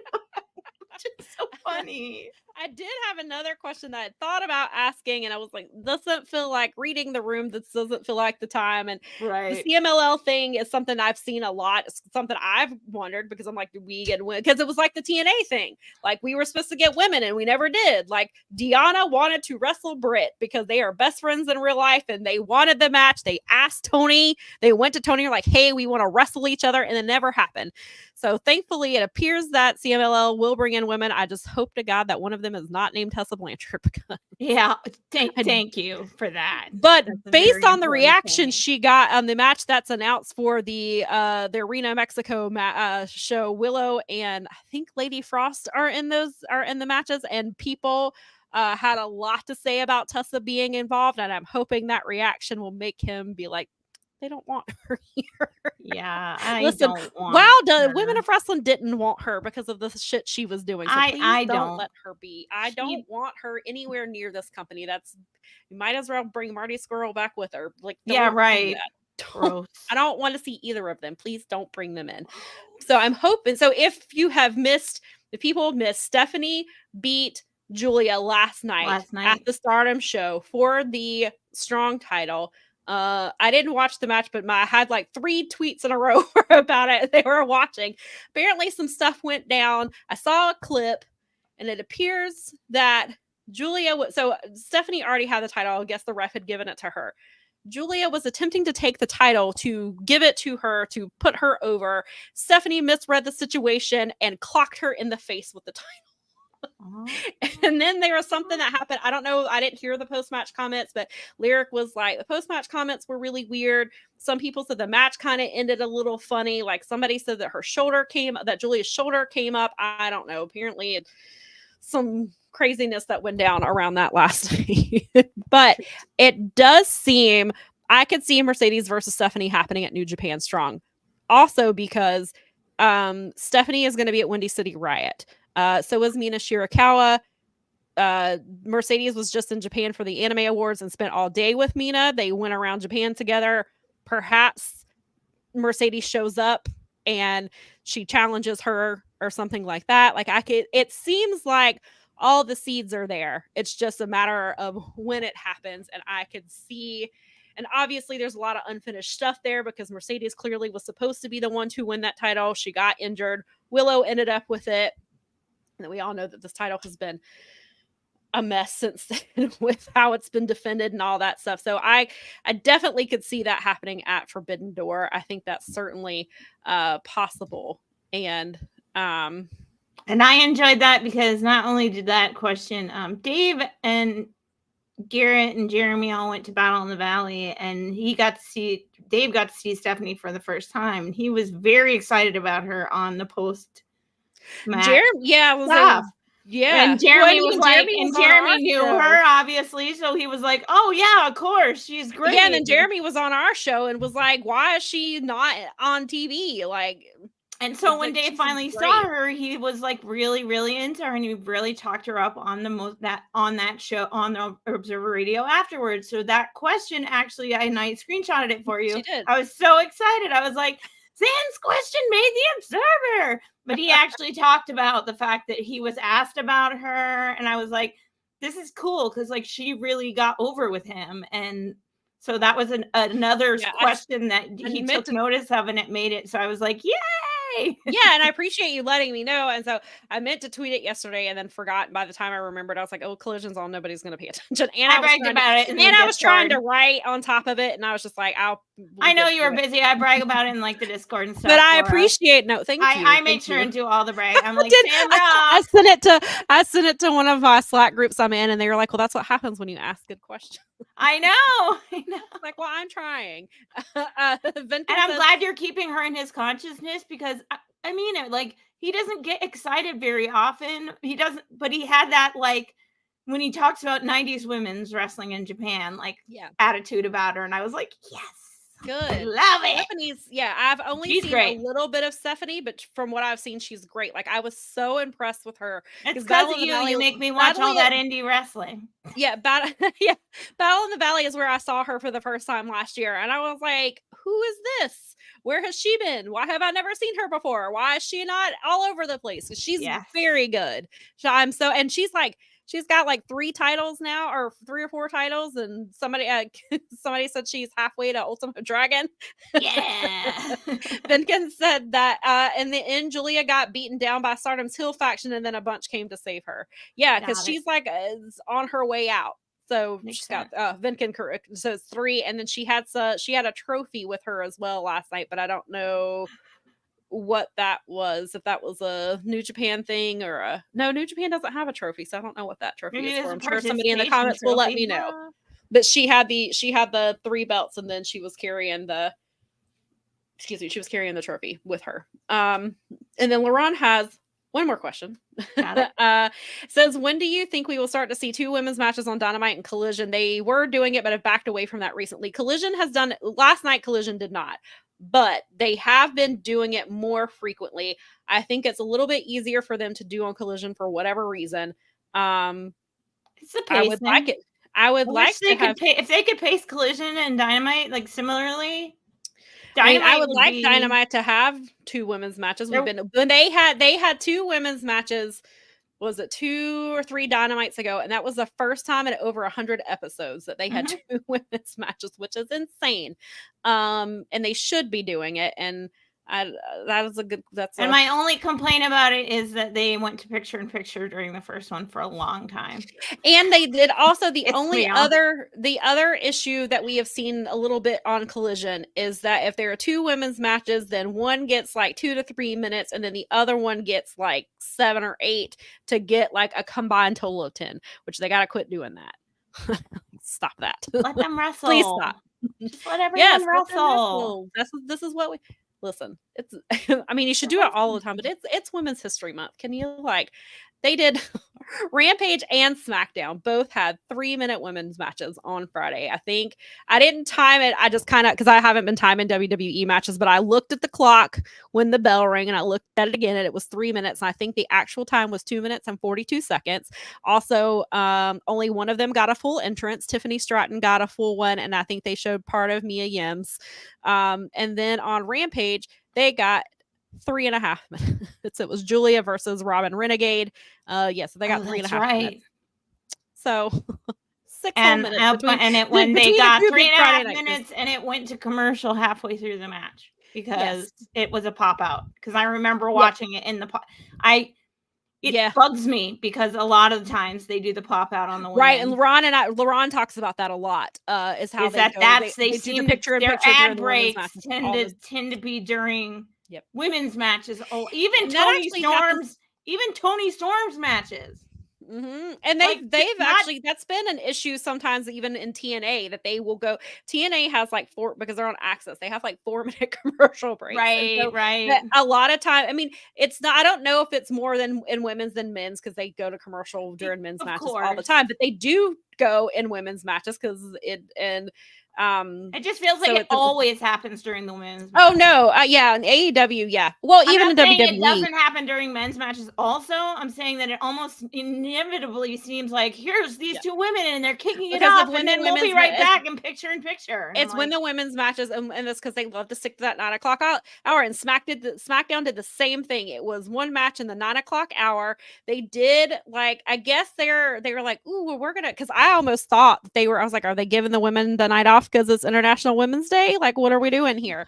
And so they did like a segment with Bayley, where she's talking about her WrestleMania match. Then they did another like one or two other segments, 3-minute women's match, and then they did a segment with Damage Control where they finally gave them subtitles. So I was like, wow. And they were like, my editor was like, I think they read your article from last week, because I was complaining about how they good. let Shinsuke have subtitles, but they basically, for Damage Control, they make Bayley or Dakota be their mouthpieces because they speak English. And I was like, this goes back to them not allowing Asuka to speak. They didn't like Becky. Vince reportedly hated Becky's accent, didn't want her to speak. Oh, And so come it's on. like, That's it's a like, great accent. it's like, I was like, wow, it's like a double whammy of racism and misogyny. And I was fussing about how I'm like, then give them, and it was, they had Dakota Kai was talking. The other women were standing around her. Then Shinsuke walks up and Can't speaks help in that she's English. from So I'm County like, Dublin, okay? what are you doing? Yeah, it was just so yeah, it was frustrating because, and then I haven't watched Sacrifice yet, but they had 2 women's matches on the pay-per-view. Cool. They Now they Yes. will Impact or not Impact TNA. Will they have another pay-per-view coming up for the they culture? typically and... don't I hate when they have them this close together, because they had something else like 2 weeks ago, and then they did Sacrifice They Friday did, night. yeah, they did Hard to Kill like 2 weeks ago, didn't they? Well, Hard to Kill was January, but they did what was the name of that damn show? I just blanked on what it's called. They did Was that the really one that close. they did the like record pay-per-view numbers for, or was that Hard No, to that Kill? was Hard to Kill. Okay. Hard So to there's Kill been did another record. one I'm between trying. Hard to Kill and I Sacrifice. think there wasn't there, or maybe I'm confusing it with something else. I feel like they just had something 2 weeks ago. Then And what then they'll is have, next? and then will they have something during the WrestleMania weekend like everyone else does, or They typically do a crossover show with somebody? Oh, that's right. Last year they did New Japan, didn't they? They did the multiverse. Yeah, they did Mhm. multiverse last year, and Multiverse. I have not heard that they're doing that this year, so I don't know what the plan is for that. And they were in I don't know Toronto. if Japan They can were in afford Toronto this past weekend because they spent a lot of time. Their next show, there's a pay-per-view in April that's in Vegas. It's at the Palms. If I feel like there's something else in between. I wonder if they'll do that Double or Nothing weekend to get that crowd. Yeah, it wouldn't surprise it. Yeah, I feel like I want to say the Palm show is April 19th, which would be Dynasty weekend. But in 2 different places. They would be in Vegas and St. Louis. Interesting. I could be completely wrong. I'm blanking on the TNA.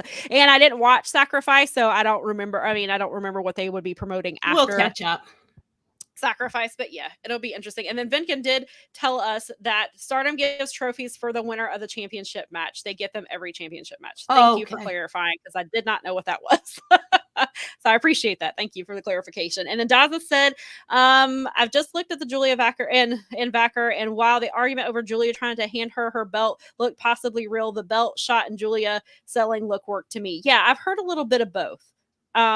So it'll be interesting how that plays out. And then I didn't watch the post-match stuff, but apparently the post-match comments were a little weird. So they were, and yeah, I'm not exactly sure what's going on in that situation. Again, Stardom is not my forte. I just have not had the time to She doesn't get into have time. So, she writes for 2. She's I don't know how. asking questions here, people. She does not have time. I don't know when I'm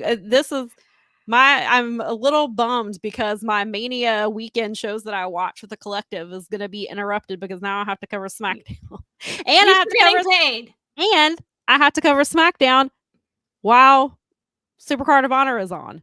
So not thrilled about that. I'm like, so I got to figure out what my new schedule is. You got to do your like the TV on the one and the phone on the other. I know, and I was telling Nikki, I was like, well, maybe I can just put SmackDown on my laptop, but I have to be able to type too, and then I got to be able to see what's happening And I was like, but I want to watch fun, but I want to watch Supercard when it happens because I have know. heard they have not announced because they filmed our next week's ROH. They filmed last week, so I have heard. I know what Athena's match is. It came out because they filmed it at the ROH tapings in Georgia. So Cool. I know what the main event's. Well, I assume it's the main event. It better be the main event. It better be the main event because Athena's been the only champion on there, except for Kyle Fair Fletcher. enough. Kyle Fletcher's been on there a couple times. The Undisputed Kingdom did get on there three Thursdays in a row, but they defended their title once and then had 2 proven ground matches, and they haven't been seen since. So it better be Athena.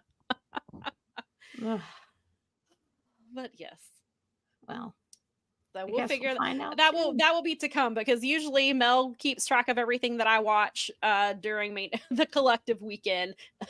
I'll still have to. It'll just be You weirder. still have to. It'll just be different now. 'cause It'll I be gotta figure out- weirder than usual. Yes, it will be a whole 2 extra hours of SmackDown. At least I got Peacock for free. Well, not for free, but as part of my package again. Like I'm not paying for it. It's part of my cable situation. Oh, well, at least you again. got it figured out. So I got it back in the mix for just in time for Mania to be like part of my, because I will not go out. If I hadn't been able to get Peacock back, I probably would have been either using illicit means, which I would never do, or Oh, ever. never. And or just skipping it this year and I will reading the I was highlights from all hoping y'all. the build for WrestleMania has not been good. It's I been have weird. From what I've not just enjoyed listening it. to Even the everyone. people, and I know WWE is not for me, and I'm very, very clear about that. But even the people that I'm writing with who enjoy WWE, it's what they prefer. They've been very underwhelmed. I'm getting that impression from even the people in our Discord that like it. They're a little weird. It's not that they don't like it necessarily. It's that they're kind of lukewarm on it. Because they thought The Rock meant more to WWE fans in 2024 than they do. I think you nailed it. I think that you're absolutely right that people are the age group of people that The Rock matters to are too old for this to have mattered to this time. Yeah, they waited too long. They did. They waited too long. Then Dwayne pissed off a bunch of people in Hollywood, so he's got to come back to wrestling because nobody wants to work with him. But it has made Cody hotter, right? I mean, to an extent, but I think Cody would have been anyway. But then they've because they've screwed this up, they've completely mishandled Bayley. Like she won she won the Royal Rumble right before the big Vegas press conference thing, which happened with The Rock. Like before that, her match with Io was official. And then instead of having them on there, they brought out Rhea Ripley, who was then confronted by Becky, who had not even had a match yet to face Rhea. Her match was later at Elimination. Like she had to win the Elimination Chamber to face Rhea. Her match had not happened yet. So they were pushing Rhea and Becky instead for a match that was not even official. So then it pretty much gave away the Elimination Chamber match, even though Liv Morgan had a really good story that she could have told there because Rhea injured her and that's why she was out for months. So that would have been a natural storyline. They could have done that and they teased it a little bit, but it was pretty clear like this is going to be Rhea versus Becky. Then they did the poster that was 40 days to WrestleMania and they left Bayley off of it. They put Bianca Belair on there, who does not have a WrestleMania match. She has a Hulu reality series, but they put Io on that poster and Io is the champion and she has them. That's who Bayley is facing, but they've just done a terrible job. And that her story with Damage Control is very compelling. This is a story that's been going on for 2 years. And imagine if they got a fraction of the time that the Bloodline has gotten. That storyline is huge. And so now the women are getting screwed out of the main event once again. So that because they screwed up so bad with The Rock and Cody, then now we have Roman and Cody, that now they have The Rock and Roman Reigns facing Cody and Seth Rollins in a tag team match on night 1. That's the main event. They've already said it. And then then there's a stipulation that if Seth and Cody win, then there will be no bloodline interference during Cody and Roman the next night. But if Roman and The Rock win, then it's bloodline rules for that match. So they are getting 2 main events out of this. The Rock and Cody Cody and Roman Reigns are the first 2 people to ever main event consecutive nights of WrestleMania, only because WWE screwed up so bad, and they're screwing the women in the process. It's just. And this is why you'd have to pay me to watch WWE. And sometimes getting paid is not enough. And it's not even, and I'm not even sure. And now it's interfering with, I'm glad I'm You're getting like, paid. "Rawr!" But now it's interfering with my collective watching. It is interfering with the shows I actually want to see, like Bloodsport. Actually, Bloodsport's probably still on Thursday. Bloodsport's usually on before. The one thing I love about Bloodsport, and I kind of hate it, but I kind of love it. It's usually on like Thursday before everything starts. Yeah, it's on at like Friday. 4:00, which I appreciate. It's on early. It's like usually the first show. It's like the kickoff show for me. It is, and it's on a little earlier. Yeah, so there's that, and then I think For the Culture is 11:59, so I may be able to watch it, but depends on if I'm watching Supercard. But I want to watch For the Culture, especially now because they added a new. Darius is now involved. Darius Lockhart, Billy Dixon, and so if you watched Ashe 2, Billy Dixon, which I finally got, yes. If you watch the first one, you already know that was supposed to be Billy Dixon and Darius Lockhart, and Darius Carter stuck his nose in. Right.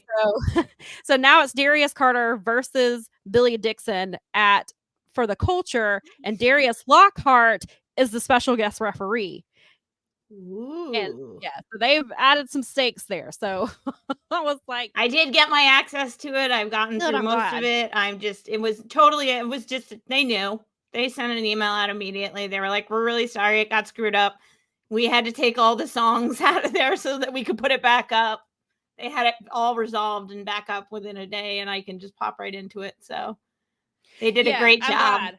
Yeah, it wasn't totally not their fault. That's not something that's controllable. Yeah. The show was great. The next show is April 9th. Wait a minute. Is that the April 19th that I'm thinking of? Maybe it's not TNA. Maybe it's Ashe. I think it is Ashe. That's too many.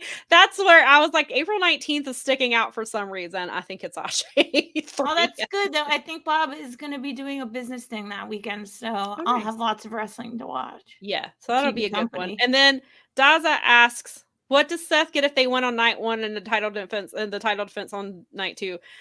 Seth is getting Drew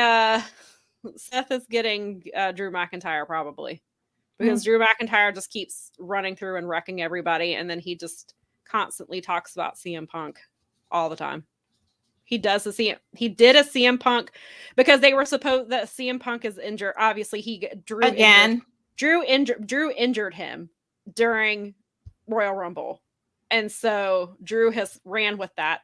It's Drew's whole personality now.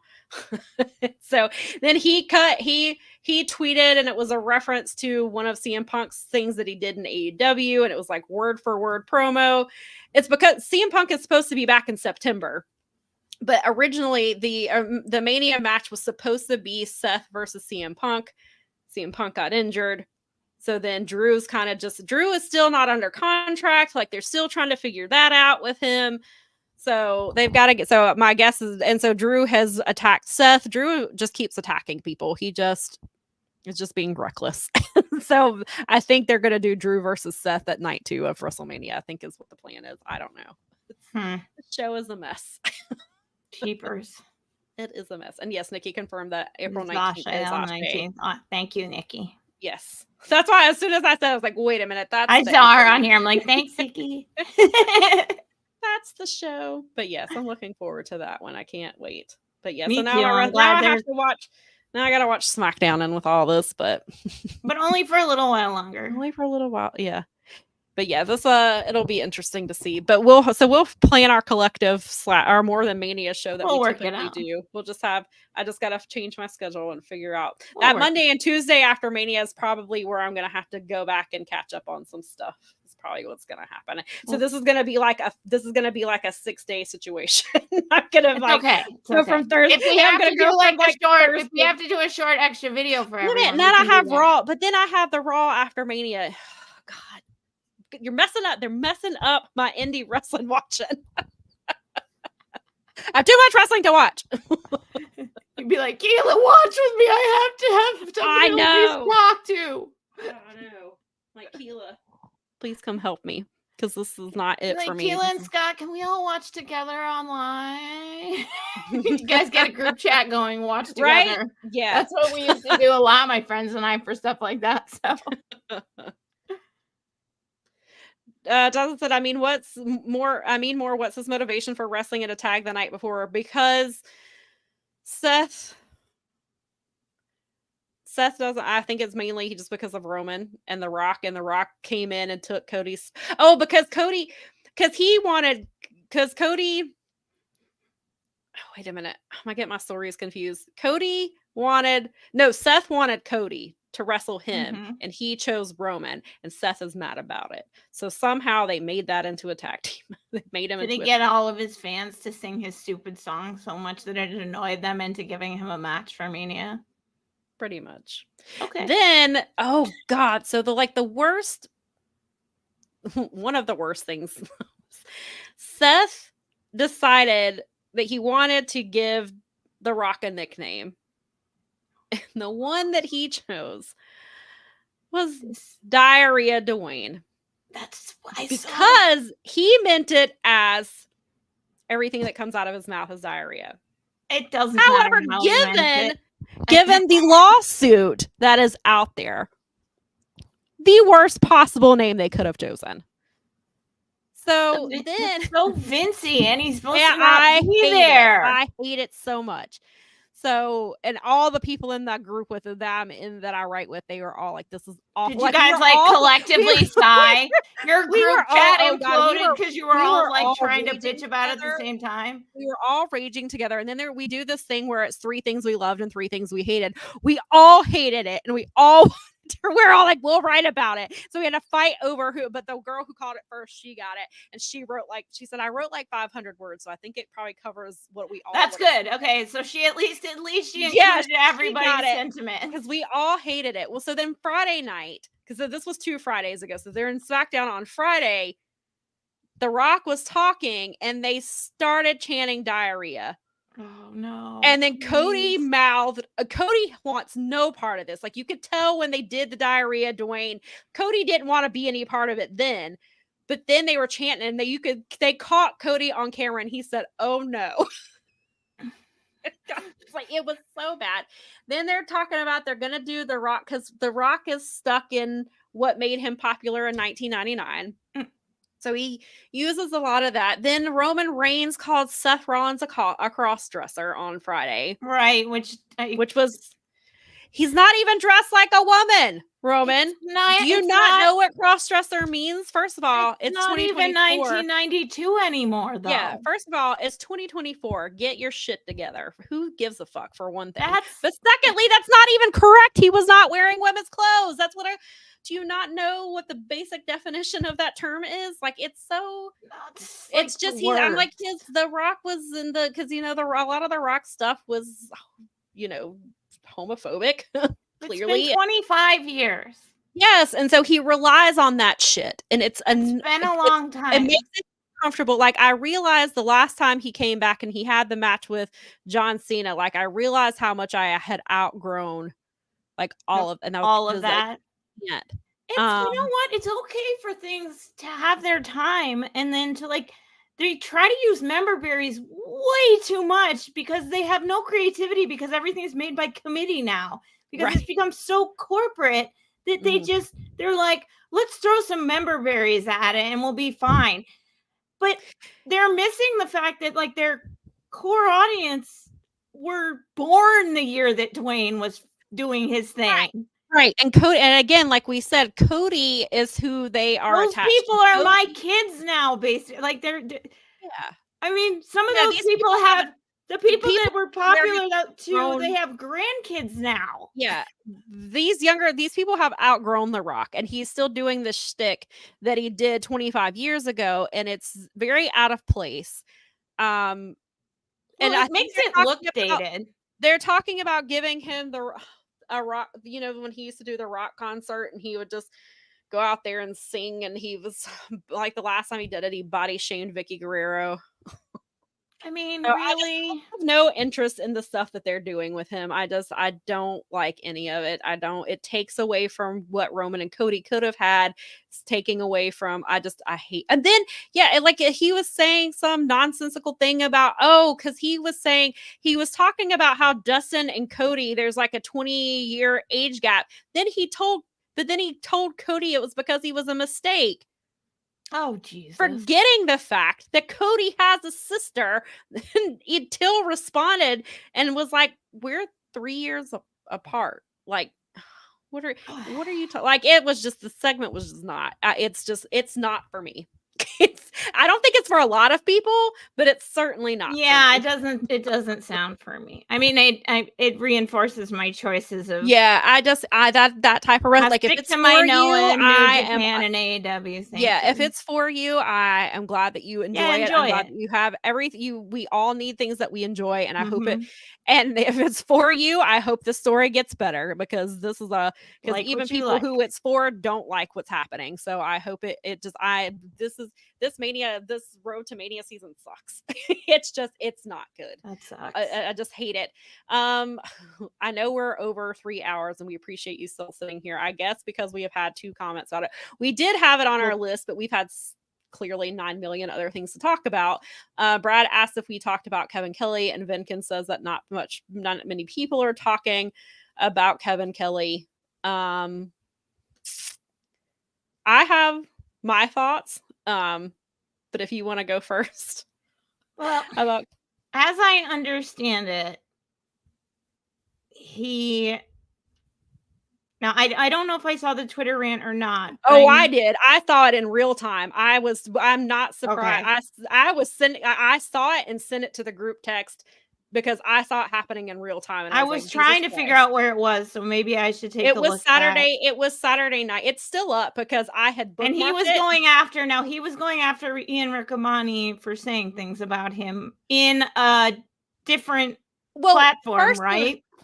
So from what I can see, what triggered that particular, because this whole thing, I mean, my feeling before you get into it is this: what I saw, and like going into places and screenshotting willfully and then coming back and calling people out on it and being like an invasive like troll like that is not something I'm cool with. So yeah, like, don't go into. But also, as someone who's been on the internet since the very beginning, enter at your own risk. If you put it out there. So what seemed to trigger this particular situation is somebody was talking to Walker Stewart and talking about how he's doing a good job. But then somebody responded and said they didn't tag Kevin Kelly, but Kevin Kelly must have been vanity searching.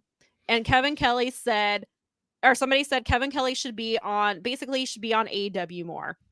Then that started Kevin on this whole long thread, which I have bookmarked because he didn't delete it. I mean, he may have deleted it by now, but as of 2 days ago, of the day that it came out that he was fired, that thread was still there. Okay. So he's just going on and he's talking about how Ian did this and Ian did that. And then he's talking. So people are telling him, they're like, and so he's defending. There's a movie called, I think it's called Sound of Silence. It's the movie QAnon and the MAGA. It is the QAnon backed movie. Yes, it's during New and I Sound of Freedom is what it's called. And it's a pure propaganda film for white supremacists and racists. And yes, and the guy who produced it has been arrested. Like he was arrested and charged shortly after this movie came out. For hate crimes and all kinds of other things. Yes. I mean, these are not. He's questionable. There's it's a propaganda film. Yes, it is a pure propaganda film. I think we can all unequivocally say child trafficking is bad. That's not the argument here. The argument white supremacy is bad, and yes, all that too. Stuff. The problem is he was on a broadcast for work in New Japan and was talking about the film, and that's not a good thing. So then he goes on Twitter. And so apparently Ian had said something in a Discord about it. It was like, it's not a good look. And I have some other stuff screenshot that I didn't know about. That was a conversation with Ian. There was more to it from apparently what Ian says. Kevin Kelly has hated him since 2017 or 2018 when he was hot. He replaced Kevin Kelly at Ring of Honor. That's where it started. And then since then, apparently Kevin Kelly has been doing some petty things to him on air and behind the scenes from Ian's side of the story that's out there. That's his side of the story. But on Saturday, he's out here talking about child trafficking, and people were like, yes, but this movie is propaganda. And he would not concede that fact that he got by propaganda. Then he makes a comment that I think kind of gets lost in this story. He said his friends who were on the dark web had seen some stuff. I'm like, when somebody says my friend, sounds like maybe it's you, but still, and then includes dark web. Yes, which is and they said, I guess I should have worn my might have been the tinfoil hat episode, missed opportunity. Right. So then he says, then somebody asked him, why are your friends on the dark web? And he said, curiosity. No, that's no. And I was like, no. You on the dark web because you're curious? Is that what you were getting at here? Or are you saying your friend? Like, sure, maybe he does have friends who are on the dark web. Does he? I mean, it's not even something that should be brought up. Like, guys, like, there's a list of stuff that just don't. Yeah. Seems pretty obvious at this point. Right. Yeah, the whole thing was just a mess. And so he just kept, then in between that, he was going back and forth, and basically he was blaming, he says because Ian said that about him with the QAnon stuff, that it got him pulled off TV. Right. Or that he wasn't getting the opportunities, and he's better than, everybody knows that he's the best broadcaster in the business. Which fine. Another issue I have other than all of that makes me mad. When Kevin Kelly first came to AEW, he did not know what was going on. He had no clue about what he was watching, the stuff that was happening in front of him, storylines. Like, he would make comments about something on Collision that happened on Dynamite, but he clearly was not watching Dynamite and did not know. Like, he did not know the product that he was calling. He was getting people's names wrong. People would try to correct him. He would get mad at them for correcting him. Like, even when Ian had problems, he kept struggling with Andrade El Idolo, and he was making a joke about it, and he was attempting, and he was like, sorry, I got it wrong. And then when he finally got it right, they're like, hey, you got it. And like, it turned like, whatever, it's fine. And so you and I talked about that. We try to give him the benefit of the doubt because he was still working for New Japan, and it's a lot having to do the New Japan stuff and the AEW stuff. But the thing is, for me, he never seemed to get better with it. Like, he didn't seem to care about AEW. He didn't seem to care about the product he was talking about. It felt to me at times that he was relying on his name, because when Kevin Kelly was in New Japan, I was a huge, I loved Kevin Kelly. Amount of preparation that went into Kevin Kelly's broadcast, to the point where, like, Chris Samsa became a common household name amongst all of us, because he's basically been the Elias for Japanese wrestling. Right. He's taken it upon himself to be an incredible, he was on Speaking of Strong Style with those guys recently. He's taken it upon himself to be like the data analyst on like Japanese wrestling stats. And so Kevin was like taking from someone that was giving him good stats, and he was like, I mean, you took him for a big wrestling nerd and a big nerd in general. He talked with punk music with Saber, and he'd talk like video games with others all the time. And I don't know. I wonder, like, he came to AEW because, and he talked about this in interviews a few times, where it was like, when I'm off doing my thing, it's really hard on my family. And sometimes my wife's like, you're off having fun, and I'm dealing with home problems and stuff like that. So that's been a theme in some of his things. So part of me wonders is, like, when he took this job, was his heart in it? Or did he just do it because his wife wanted him to come home? Was it like, I need you to be home, and he was like, okay, I got to make these concessions in my life, but I'm not necessarily either ready, or I don't want to, or I can't work some kind of, because I think that he is great at this, but you're right. His preparation has been totally different than what you saw in New Japan. Even like with Nigel, and initially I didn't care for Nigel when he was doing ROH stuff, because he was very much in WWE brain. and he was really like he was mean He's to like loosened up a he was lot. like flat out mean to Ian and Caprice Yeah, when he he was doing was. ROH. He was like he was rude to Ian, like Ian like Yeah, it was unprofessional. That yeah, first he like couple because Ian shows. tried to gently correct something and he was like, "Don't correct me on air." Like just it was not good in the beginning. And I was remember. very concerned about Nigel. Then eventually he seemed to loosen up and realize, hey, this is a different environment. I don't have to be this rigid. I can do this and still do like he finally, like it took him a few weeks, but he finally got it where he was comfortable. Then he moved over to Collision and he's got like his thing is #1 Bryan Danielson hater, but it works for him. But he still does his job outside of his character. Like he still calls matches, he does the heel stuff, but it's not overly like he's figured out like his groove, I feel like. And then you also have to remember like Tony Schiavone got brought into Collision because Kevin Kelly was struggling so much. And he's Right. still there. Like he's not, but he was only supposed to temporarily be there, but they had to put him in there to save Kevin Kelly's ass because he was not prepared and that he was still in New Japan at that point. So I think they were trying to probably doing the same thing. Like he's doing 2 different companies. That's a lot of information to keep track of. Let's just have Tony come help him out for a little bit. And here we are in March and Tony's still there. And it just seems like, and then he's blaming Ian and I was like, it's not sure. Maybe Ian maybe he shouldn't have said some of the things that he said, but Ian is not the reason that you are not on TV. You are the reason you are not on TV or you're not getting, Well, you you're can't not calling go into pay-per-views. social spaces. It's not, that's not just Ian's fault. can't. You have to do your job.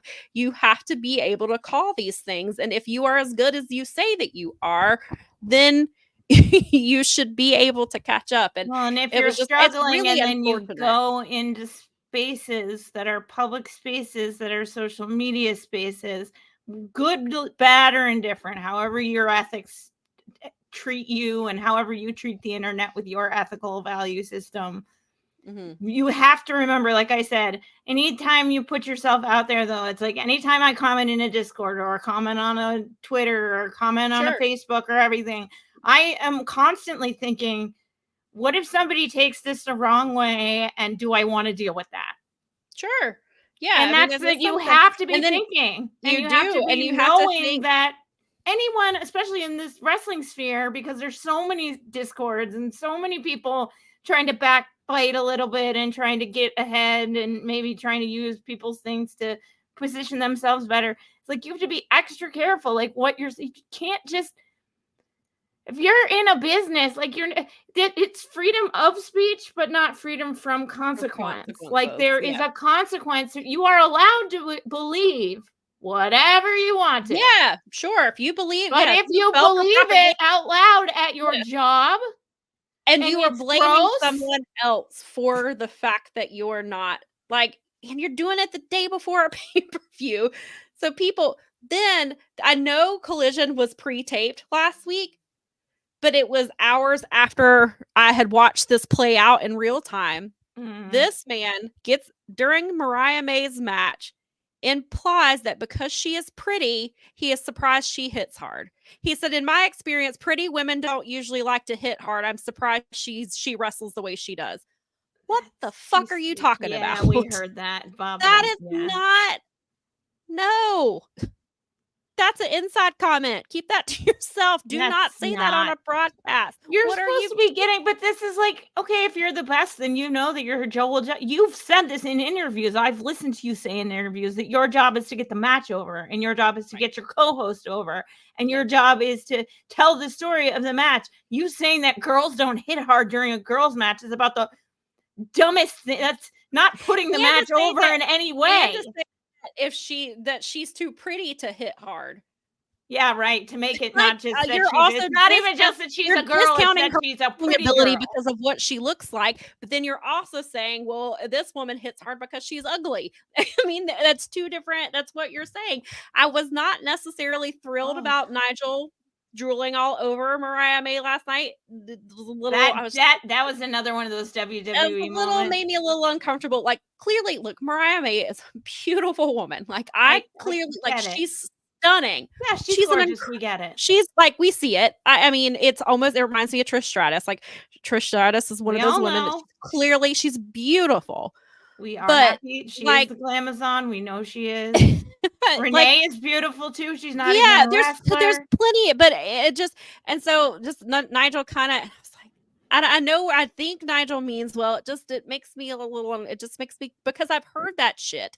Like it's not on the level of Lawler and Jim Ross and the shit they were doing in the 2000s. Like it's not, screaming puppies every 2 seconds. Like it's not that, but hearing that so much, and then that just kind of made me, and then coming off the heels of Kevin Kelly saying that last week, and then he turns around and is just talking about how beautiful it was. Just a little, I was like, dial it back a little bit. Like there's got to be a little bit of a happy medium. I mean, maybe it was especially honestly right now in wrestling, probably not the time. Right. More than ever. I mean, not that there's a really good time for this, but like I think read the room as far as wrestling's going on right now and where women and the treatment. And I mean, we literally have like posthumous horrors and a current literally everything we were talking about at the beginning of the show. Right. Like this is still fresh. Like this information has only been public for like a few weeks. Like we're still dealing with this. And again, I don't think Nigel meant anything bad by it. It's just hearing that in this environment. It's a tone deafness that needs to be, that's a cycle that needs to be broken because of the tone deafness that goes with it. Because I don't think that necessarily being... So if you hire Veda Scott, for example, right. It's one thing if she makes comments about her husband, which she generally does not. And sometimes she will, but generally it's her laughing at him because he got kicked in the face or something like that. Right. Normally, but I don't hear her gushing over the attractiveness, and perhaps it's because her husband is usually on the card. Maybe that's why, or maybe she's just a professional. I can use when Renee was calling matches in WWE, and obviously she's married to John Moxley, so people are like, why would you say it? But like, why would you? Veda's husband is a Speedball. Got it. Because Sven can ask. Speedball is Veda's husband. But like, if there was a woman commentator who was not married to somebody in the business, and they're constantly talking how attractive, Jay White is, talking about his abs or something, like, you think that then they're not going to take her seriously. She would have been right. They would be like, right. I believe that you were talking. The woman is talking like this at her job, but then Nigel does it, and it's that's funny. He's a funny little cheeky British man. Like, especially the accent does give him a little bit of a more pass. And he didn't say anything horrible. I know. I'm not saying that. It felt very. I just didn't care for it. And maybe it is because of the stuff Kevin Kelly said last week. Maybe he was trying to make up. Maybe he knew it. Like he heard it. He was sitting there. So maybe he was overcompensating and was like, clearly she's a very good wrestler. She's beautiful. Maybe that was his point. Maybe he was trying to be like, what he said last week was not cool. She's clearly very pretty. And that type of, so maybe that's what he was doing. I don't know. But it was just that on top of that, I was just like, it just made me a little uncomfortable. Sucks. And then, so Brad says that, wait a minute. This was the other one. He said he also got bad with New Japan his last year. He was making inside jokes, shitting on Noah, and even Chris would be like, hey, slow down on air, and he stopped caring. And then he said having Nigel and Tony on Saturday was a breath of fresh air. A 2-man booth was great. It was great, except for sometimes they would stop talking about moves, and I was trying to write, and I'm like, what the hell is this move called? Like, I would I get to that phase where I'm either typing really fast and I blank on what a move is called, or it's like a submission. Like Mariah and Trish were doing a lot of submissions, and submissions are not my thing. Like, I know all the names submission matches, but I don't know, especially, and a lot of them have Japanese names, which I don't know how to spell them, which is another problem. And so I was like, can you stop talking and like tell me what this move is? Help me do my job. But I mean, I did. And overall, though, I really did enjoy them. I thought they were great together. Also, please take Chris Jericho back off of Rampage commentary. Please. Oh my God. I would rather have Put I would rather Angelo just Parker bring- on there or something. But yeah, that was bring better. Paul White back. I will take Paul White on commentary for an hour. Matt Cardona does a good job too. Put him on there. I don't care. Yeah, Anybody but Jericho. I can't. Please get Jericho off. Off Get him off of commentary. commentary. Please. Put I don't Taz want to hear there. him. I don't care. Please don't. Please. I was joking with my editor was like, because I was talking about submissions and how I'm not good at what they're called, and he said you need Taz on there, and I said yes. Submission Moves Jones is who I need. I need Submission Moves Jones to come tell me what's happening so I can put it in my article. Because I'm like, they did because sometimes I'm like, they did a whole, like, because I don't know. I'm like, I was like, especially, I hate it because I'm trying to type so fast and keep up and not miss the next thing. And I'm like, what the hell is this move called? I'm like, oh, of course, it's it's something simple. It's always something simple. Like, I'll remember, like, if it's like a Cazadora, which I now have correctly learned how to spell and I don't have to look it up anymore. I now can spell it. And I can spell Busaiko without having to look it up now. I finally got that spelling corrected. I finally figured out how to spell insecure, and I was very excited. So. I had to spell insecure last night, and I'm still not quite sure. I was like, did I add an extra? And of course, it thinks it's wrong anyway. Like anytime I spell because it's correctly, Japanese word being translated phonetically because we have to translate them phonetically. Like Cazadora, they always tell me is wrong, and I was like no, and then but then sometimes there was like another move. It was telling me it was wrong, and I'm like no, this is I know for sure. You're like I know right. This one's called this. Just learn it. Click learn. Learn word.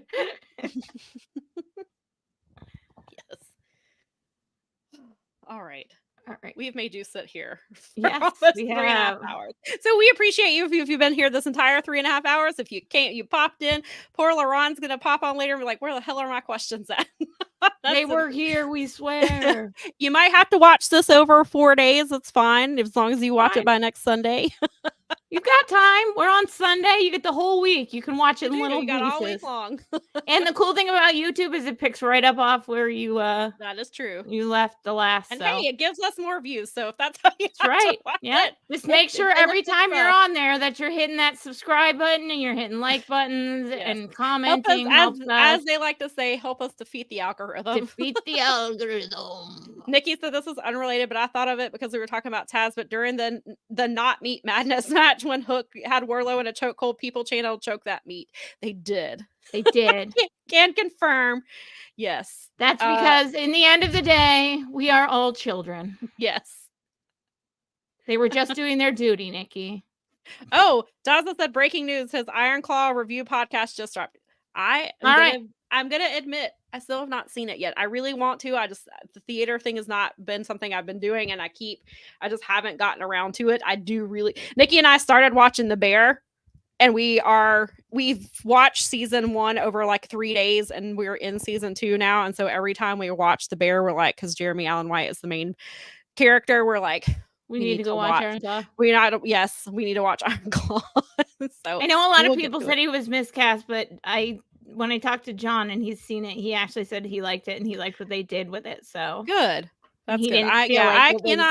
He felt like that a lot of people maybe misinterpreted that it was more of a like telling it from Kevin's point of view and not right. That in the end it was kind of because obviously. Yeah. So, right. But I'm interested. It's almost 3-hour runtime in the theater, and unless it's like a Marvel movie or a like Star Wars or a like big action flick that's like 90 minutes, I really don't anymore. My attention span, because like films, I have a big TV.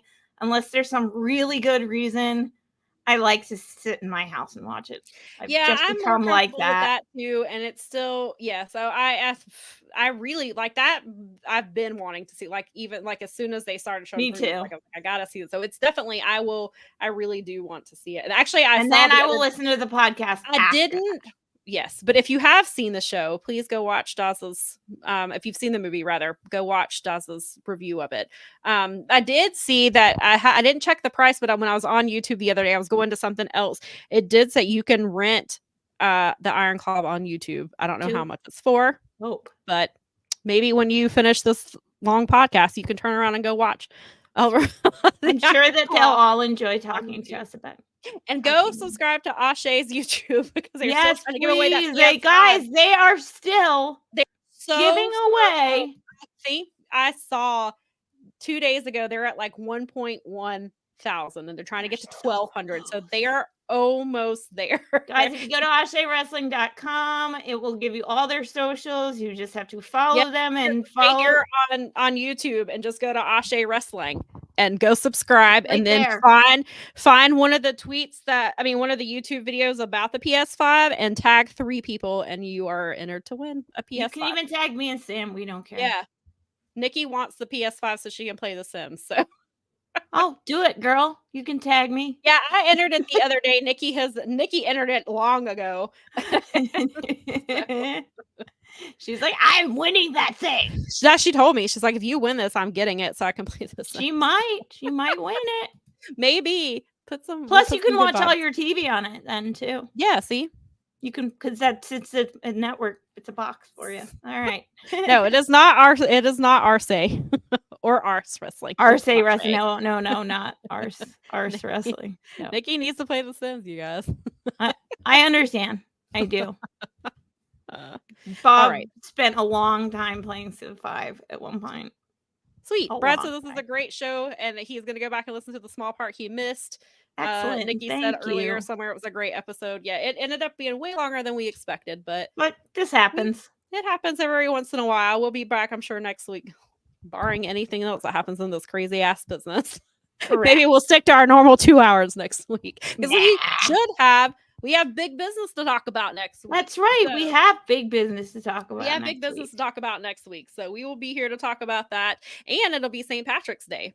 It will. And I have a very special thing. I can't wait. I've been waiting. I found it months ago. So. Oh, perfect. Oh, because it was on sale and I was very excited about it. I'm like, I'm buying it.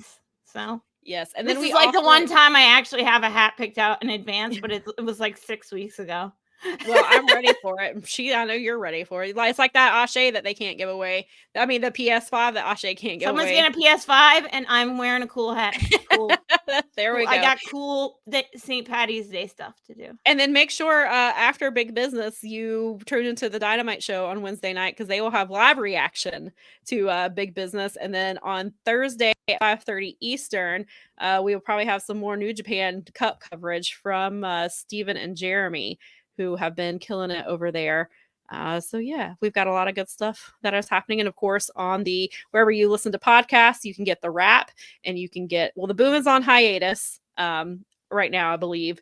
The Boom and the Clinch are on hiatus at the moment, but that's okay because there's lots of other great stuff. Go listen to Scotty Wrestling covering the Princess Tournament right now. Yes, I'm sure he will have plenty to say about Julia and Stephanie and what happened last night. And what's happening with Julia afterwards? And this is like a big time of the year for Stardom, so it's definitely a good time and to Julia, listen to him. And Julia's on her way out, but it sounds like Tam Nakano, I believe I saw in the comments, and I think I saw it on Twitter last night that she's challenged her. So it's lots of good stuff. So definitely make sure that you check out what Scott is saying. Is Scott on in the future? He had a show. Is Scott Edwards' show come out on Thursday? Or is it Wednesday? I think it's Thursdays, right? Or am I incorrect about that? I don't know, but we'll tweet it out, and we do retweet. We always retweet his stuff because he does incredible work. And Brad said, "Oh boy, that match and post match was something." Yeah, I'm sure Scott has plenty to say about it. It's a lot of fun. We have some great stuff going on all over the network. So please help us out. Oh wow, all the way to Florida, huh? Yeah, all the way to WWE is what he's saying. All right, then. Connecticut. Connecticut's lovely this time of year. Anyway, Connecticut's never lovely. All right. Now that I've insulted Connecticut, we're going to head off here. Sorry if you live in Connecticut. We did not mean. Please come back. I'm not sorry, but Sam's sorry. You know it. All right, everyone have a great week. Thank you so much for hanging out with us.